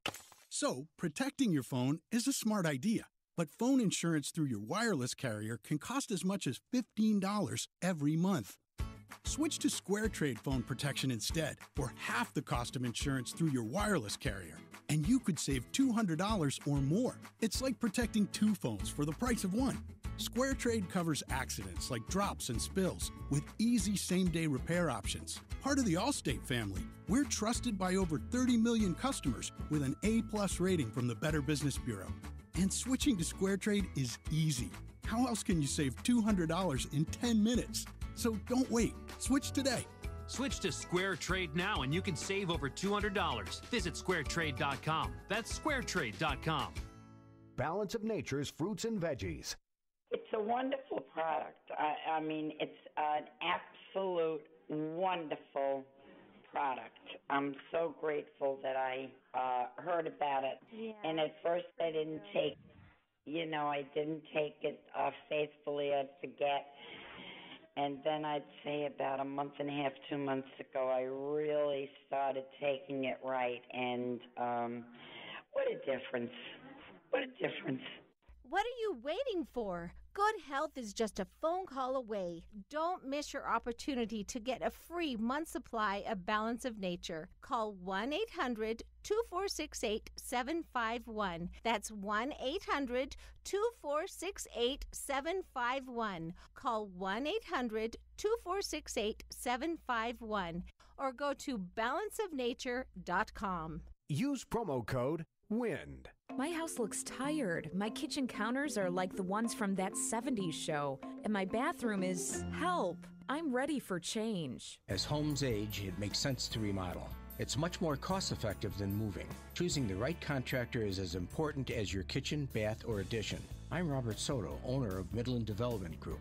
Over decades of experience working with homeowners like you, I've excelled at finding the perfect solution for your individual needs. From concept to design, all the way to completion of your project. I also share your values and know you demand the best quality, price, and dependability. I hope you'll give us a chance to prove to you that my word is my bond. We're Home Advisor affiliated and look forward to discussing your project. Contact Robert Soto of Midland Development Group. Call 312-617-7335 or visit MidlandDevelopmentGroup.com. Midland Development Group, where price and quality meet. 312-617-7335 or at MidlandDevelopmentGroup.com. AM 560, The Answer. Hey, good news. The long-awaited sequel to Mao's Little Red Book is forthcoming now that Colin Kaepernick got $1 million book deal. Yeah, he's everybody can stand up now, okay? The guy's got a job. According to Page Six, he signed a $1 million deal with Random House, imprint One World. Yeah. Ooh, very excited. It's going to talk about, how he started this movement protesting during the national anthem. I could tell you it's a book I am definitely not going to buy. You can kneel before that bookshelf. Yeah, so everybody can stand up now, okay? Coming up, we're going to ask Trump whisperer Scott Adams, Dilbert cartoon creator, how Trump is doing from a comms tweet perspective in the wake of GOP strife. That's at 8:38. And later, a headband that actually makes you smarter. But first, into the newsroom we go. Here is Mike Scott. 39 degrees, partly sunny skies, and the president on social media this morning, hitting back against two Senate Republicans for taking a stand against him. As Arizona Senator Jeff Flake announcing yesterday he would not seek re-election, he called the president reckless and undignified. Also not seeking re-election, Tennessee Senator Bob Corker saying the president is not up to the job. Trump taking to Twitter this morning saying the reason Flake and Corker dropped out is they had zero chance of being re-elected. A sentencing hearing resumes later today for Army deserter Bo Bergdahl. A group of medical experts meeting in Atlanta today to discuss the effectiveness of vaccines, especially those for the flu, shingles, and hepatitis B. One person is dead, another wounded after shots were fired during an attempted robbery on Chicago's South Side. It happened near West 71st Street. And Governor Rick Scott of Florida is out to take business from the Chicago area back to the Sunshine State. Scott is actually coming here on an economic development mission, targeting businesses in and around the third largest city in America. Bulls fell to the Cavaliers 119-112. Blackhawks cooled off by Las Vegas 4-2. Game one of the World Series to the Dodgers. The news service of Farmers Insurance. As the road you travel changes, so do your insurance needs. Talking with a farmer's agent can help you assess whether you're ready for the journey ahead. Find an agent at farmers.com. 8:34, a check of traffic and weather on the way next. on AM 560. Right now with Galaxy. Buy one cabinet, get one free. Visit us online at galaxyhome.com to schedule your free in-home estimate. Save an additional $500 when you book right now. Two strong banking teams have united to help you continue to grow your business with the same dedication and even more opportunities. And we have a new name. The private bank is now CIBC. The same team you know and trust now brings deeper resources, global banking reach, and the power to help your business seize new opportunities. Our name may have changed, but our commitment to your business is now stronger than ever. Visit us at cibc.com/US. Member FDIC. There's nothing like it. The smell of a tailgate, the chill in the air, the roar of the crowd. The only thing better than game day with your favorite team is when it all ends with a win. Touchdown NIU. Hear it all right here on the Husky Sports Network. The NIU Huskies take on the Eastern Michigan Eagles this Thursday night at 6. Hear every hit, celebrate every victory. Right here on AM 560. The Answer. Join the fun at the Ultimate Sports Dome in Aurora for the inaugural Golf, Fitness, and Home Tent Sale. This 3-day event happens October 27th, 28th, and 29th and showcases products and services for golf equipment and clothing, home improvement, sports, fitness, and nutrition. There really is something for everyone. Ladies can shop for home items, while the men can find golf stuff. And fitness buffs can find everything from nutrition to the latest in fitness equipment. Get an early start on Christmas shopping. You'll find great gifts for everyone. Plus, enjoy fun and games for shoppers to stay active. A long putt contest, closest to the pin, basketball and shooting contest, bouncy houses for the kids, and so much more. It's going to be a great time with great deals. Don't miss the Golf, Fitness, and Home Tent Sale, October 27th, 28th, and 29th. Doors open at 11 a.m. on Friday and 10 a.m. Saturday and Sunday. Only at the Ultimate Sports Dome, 1900 Hill Avenue in Aurora. Admission is only $5 and kids 12 and under free. For all the info, go to sportzonepark.com. 8:36. Check the roads in the Alarm Detection Systems Traffic Center. Here's Jim. Thanks, Mike. Southside 95th remains closed between Cottage Grove and Woodlawn after a collision involving a car and a pedestrian. Edens has improved inbound 20 minutes, Lake Cook to Montrose, and outbound as well, 25 minutes to Lake Cook. Kennedy, though, an hour and 12 minutes. O'Hare to downtown, 43 minutes from Montrose, 32 in the Express. Outbound 46 to the airport. The Eisenhower, an hour and 2 minutes. Thorndale to the post office, 45 minutes from Manheim. Outbound 52 to Thorndale. Stevenson, an hour and 10 minutes, 3:55 to Lakeshore Drive. Outbound 54 minutes. Ryan is 31 minutes, 95th to downtown. Southbound Lakeshore Drive, delays are from Bryn Mawr to North Avenue. Northbound from 31st to Jackson. Southbound Tri-State heavy, the Adams Tollway to the O'Hare Oasis. Northbound Southwest Highway to the Hinsdale Oasis. And from the Reagan Tollway most of the way to the Adams Tollway. The Adams Tollway heavy lead to the Tri-State. The Veterans Memorial northbound, it's jammed I-55 to the Reagan Tollway. Traffic answers when you need them most. I'm Jim Talamonte on AM 560, The Answer. Chicago's Morning Answer continues next. Your official Chicagoland weather forecast. Shower and spots this morning, even though we've seen a little bit of sunshine, and the clouds will finally yield over to sun by later in the day. High 50. Clear and 36 overnight. Currently we have 39. Next news coming up at 9, and Chicago's Morning Answer with Dan and Amy continues next on AM 560, The Answer. Build business with Chamber 630, one of the largest business organizations in DuPage County. Marketing your business and connecting clients is their priority. Visit chamber630.com or call 630-968-4050 to join today. Joe Walsh here. Hey, Flake Corker, this is just the beginning. More Republicans are going to walk away, and they should. We'll talk about it when Freedom returns at 5.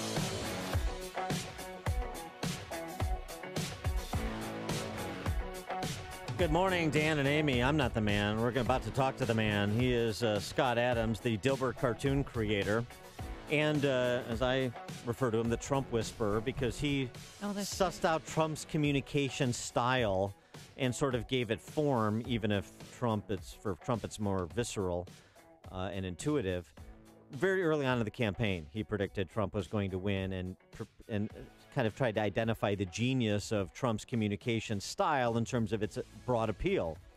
And boy, did he turn out to be right, and he's been right again and again. And the interesting thing, I thought about this, we've had Scott Adams on many times before, and it's always, well, he's a licensed hypnotist, and Oh, yeah, that's right. He studies kind of the psychology of how people receive communication. But one of the other things, that his best credential is he's the creator of one of the most popular cartoon strips the world has ever seen. So that said something about his ability to communicate and know how people respond to particular communications. And so we're pleased to be joined again by the aforesaid Scott Adams. Scott, thanks for joining us again. Appreciate it. Thank you. Thanks for having me. So in the wake of the internal strife in the Republican Party, this isn't coming from the D.C. press corps, the usual suspects necessarily, but even though there were never Trumpers during the campaign and so forth. But there was sort of a détente for a while among House and Senate Republicans, and that has been shattered by, most recently yesterday, by Bob Corker and Jeff Flake, who both suggest about the same thing, that Trump is debasing the country. He's diminishing America's standing in the world, and this is a real problem, and we can't let it be the new normal. How do you think that their calls for civility and sort of a better self in terms of how we represent America throughout the world are going to be received compared to Trump's tweets about them basically saying these are just two political hacks who weren't going to be able to get reelected, which is why they're retiring and taking shots at me? Well, every time I see something like this, I feel like the president is just, leading these people into a narrow ravine before he starts machine gunning them all. They're totally going into his home court advantage. So if they're debating with the president on Twitter or social media or just in news interviews, he just has the advantage there. He can say things that they wouldn't say. He's funnier. He gets more attention. He's got more support in the first place. So I think that their argument depends entirely upon examples that of things going wrong, and I don't know what the examples are. Have they offered any examples of how his style has caused a war or made the stock market decline or anything of that nature? Is there any example out there? No, I think it's just that maybe that they can't control him, and they're just not used to not having decorum or like this protocol of how you should behave when you're president of the United States. Yeah, I've got some friends whose biggest complaint about the president is just that they wouldn't act that way. Right. Oh. Yeah, right. So there's something about almost the president as an accessory to their outfit. It's like, well, I wouldn't wear that watch with this shirt. So it almost seems like the reasons that they're angry have almost a style or fashion or almost a lifestyle component, but they seem disconnected from anything that matters, like, can I get a job, and, how is ISIS doing, the important stuff. Yeah, I think there's a lot to that. I think a lot of it is, and frankly, I'm susceptible to it too. When he talks in or behaves in sort of a brutish manner, that I want my president to speak with proper syntax and mellifluous, uplifting tones in a Churchillian style, and that's not Trump's style. But if you get past your stylistic differences and to some of the substance, that's where there's a lot of support if you're kind of a center-right person in terms of the actual policy choices that are being made in the tax area and the regulatory area and the Supreme Court nominees and other matters. And as you say, the critics in the center-right are suggesting, well, he's pushing us in this direction towards, like, for example, nuclear war with North Korea, and they want to caricature him as this kind of reckless Dr. Strangelove type figure. But one of the problems they have in perhaps raising legitimate concerns, even just about style, is the overreach. And didn't you see that again with the whole Gold Star family issue and Frederica Wilson? If there was a legitimate criticism to be leveled, there was the overreach that undermines the other side's concern. Yeah, there's definitely some overreaching going on, but I would go back to the fact that we mostly rationalize our choices. We're not really a species that makes decisions based on logic and common sense. If we did, we'd probably agree on more things than we do. But take, for example, the senators versus the people who voted for Trump. Right? The people who voted for Trump see a person who talks the way they talk in fairly direct ways. He curses sometimes, they curse sometimes. He's a little too honest sometimes. They're a little too honest sometimes. But he became the leader of the United States. So they're feeling pretty good about how their model of the world works. Hey, I talk like this, he talks like that, he became president. Now imagine you're a senator, and your entire thing is that you're polite, you're diplomatic, and you did not become president. And you were so close. You were a senator. That's got to hurt a little bit. So I think to some extent the president violates everything they thought they knew about the world. Yeah, right. Well, and just to your point, does it say something that Tom Perez, the new head of the Democrat National Committee, and others, even including recently Hillary Clinton, but Kamala Harris, now they're taken to using profanity in the public stage and the public square at rallies and the like, and it seems almost like it's forced, like they're trying to do something akin to what Trump does naturally. Yeah, there's something about authenticity that makes swearing either work or not, and I think people can pick that up. Now, I would argue that the president does it intentionally too, so it's not exactly organic. He knows when he's going to do it. It looks that way to me, but he's just better in this, what I call the theater that he's merged with politics. So he's the first president who is somewhat, in my opinion, intentionally merged the theatrical benefits with the political benefits, and somehow he makes it work. He makes us look where he wants us to look. He makes us feel, passionately about things that he thinks are his priorities. Sometimes we hate him, but we're at least thinking about the things he considers priorities. And he does that by simply capturing our imaginations, our attention. He speaks in a visual way. He makes sure that the pace of the script, if you will, is always fast-paced. There are no dull spots in the theater of the presidency lately. So I doubt we'll see anybody do this as well as he does it, and I wouldn't recommend anybody tries. He just happens to be good at this, and so he brought that to the presidency. Do you think that he watched Senator Flake yesterday, deliver that speech on the Senate floor? And do you think he cares or was fazed at all by him and Corker's actions? Well, I've said from the start that when people were calling the president thin-skinned, they had it completely opposite from what I see as reality. I don't think you do what he does. I don't think you go in public and say what he says and run for the presidency unless you have super thick skin and you can take a level of shame and embarrassment that is almost unnatural. So I would say the president's ability to shake off criticism might be as strong as anybody's ever in the history of criticism. I've never seen anything like it. The question was asked of Corker, is Trump a role model for kids? And, of course, Corker said, no, he's not at all.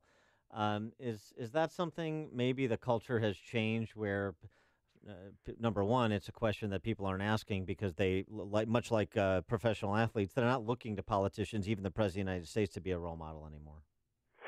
Well, it seems like every time we looked at a president to be our role model, that didn't work out for us in the past.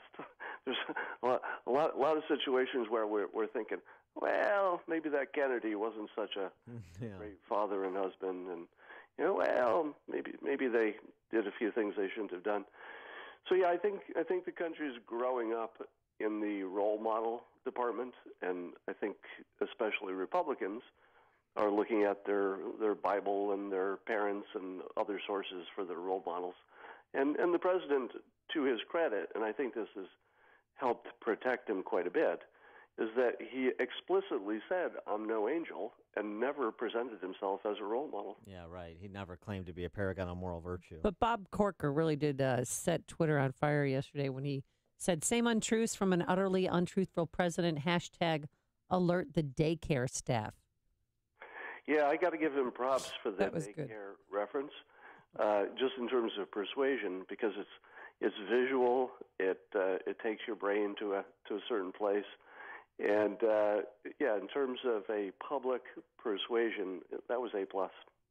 Now, is Trump also just the beneficiary of the quality of his enemies. And I think about this in the context of the Russian collusion investigation now that the worm seems to be turning a bit at least, and the water getting muddied with respect to the revelation that, according to the Washington Post, that Hillary Clinton and the DNC, Hillary Clinton's campaign, the DNC paid for the now infamous Trump dossier, combined with revisiting the Uranium One deal making that she was doing while Secretary of State, combined with real questions about political surveillance and using state resources for political purposes at the Obama Justice Department, the Obama National Security Team.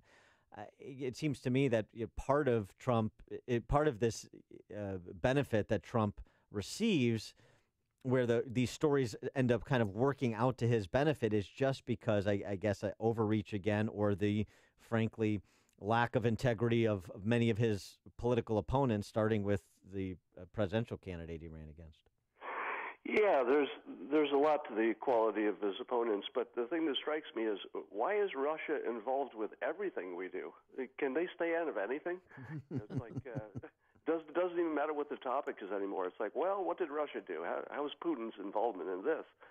So that part's crazy, and I think that the public has sort of a snow blindness about all the Russian stuff. Mm-hmm. You and I, the three of us, we probably follow politics. Yeah, but I would bet that 95% of the world is just saying to themselves, something about Russia, yeah. and they don't really know what's going on. They don't know what's been proven. They don't know what's yet to be proven. So it's this big ball of Russian confusion that's now working against both sides. Right, it's just competing allegations, essentially. Yeah, I think it's a wash at this point.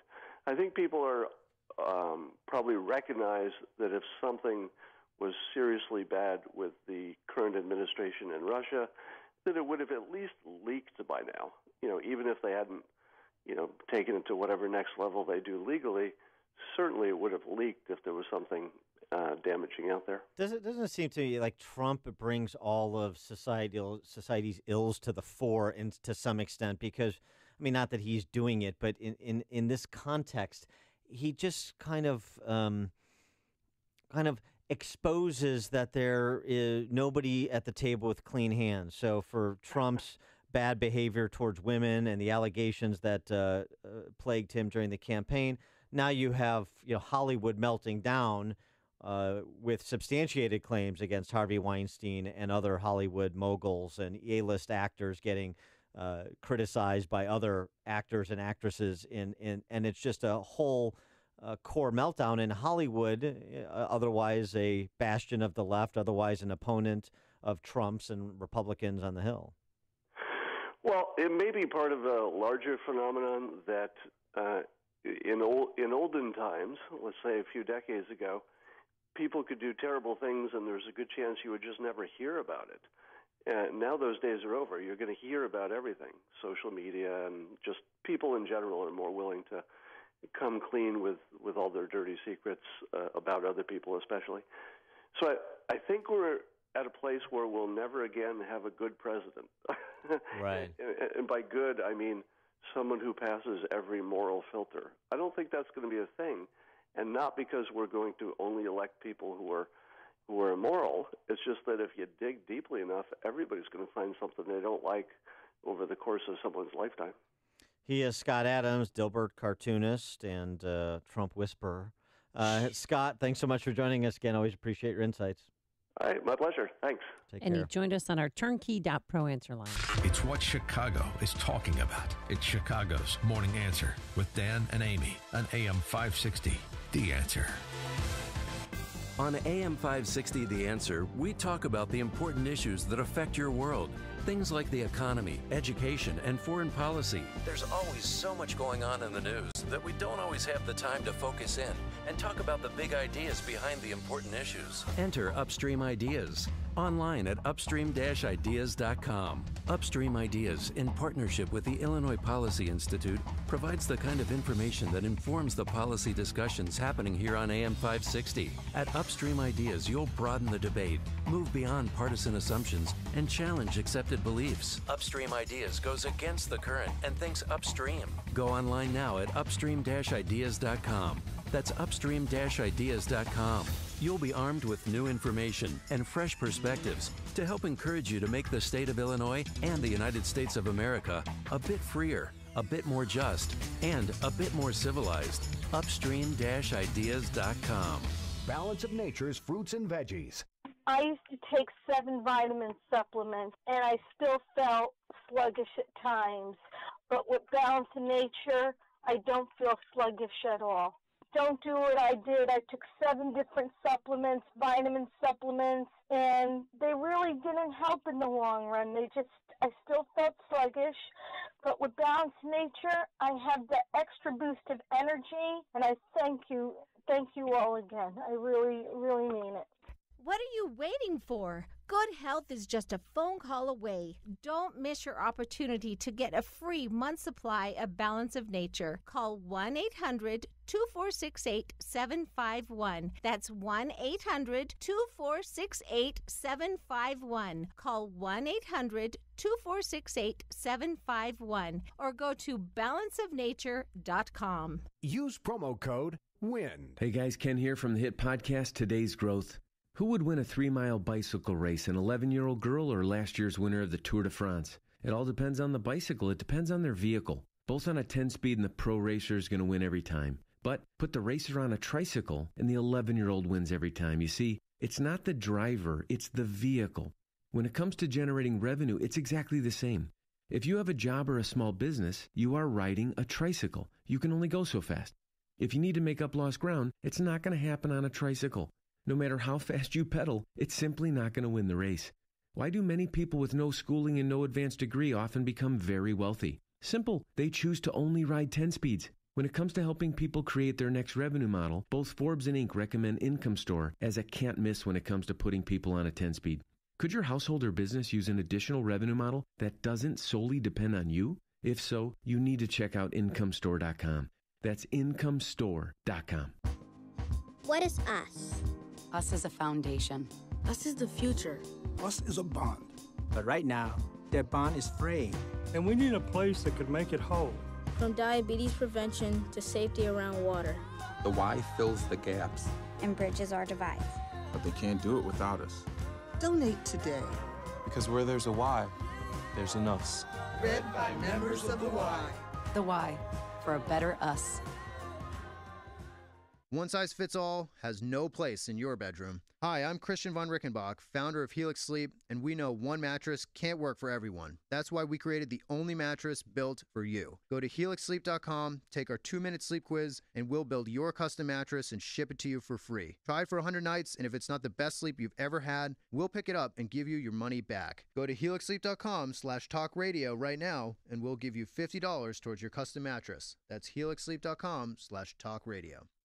Hi, this is Vance from Armbrust Plumbing, Heating, and Air Conditioning. Armbrust Plumbing, Heating, and Air Conditioning is a 100-year-old company in the center of DuPage County. The only way that we can exist doing work with the same people decade after decade and their children and their grandchildren is by being an honest and ethical company doing what's in our clients' best interest so they refer us generation after generation. And at Armbrust Plumbing, we are always looking out for our clients' best interests by getting the job done right the first time with fair and honest pricing.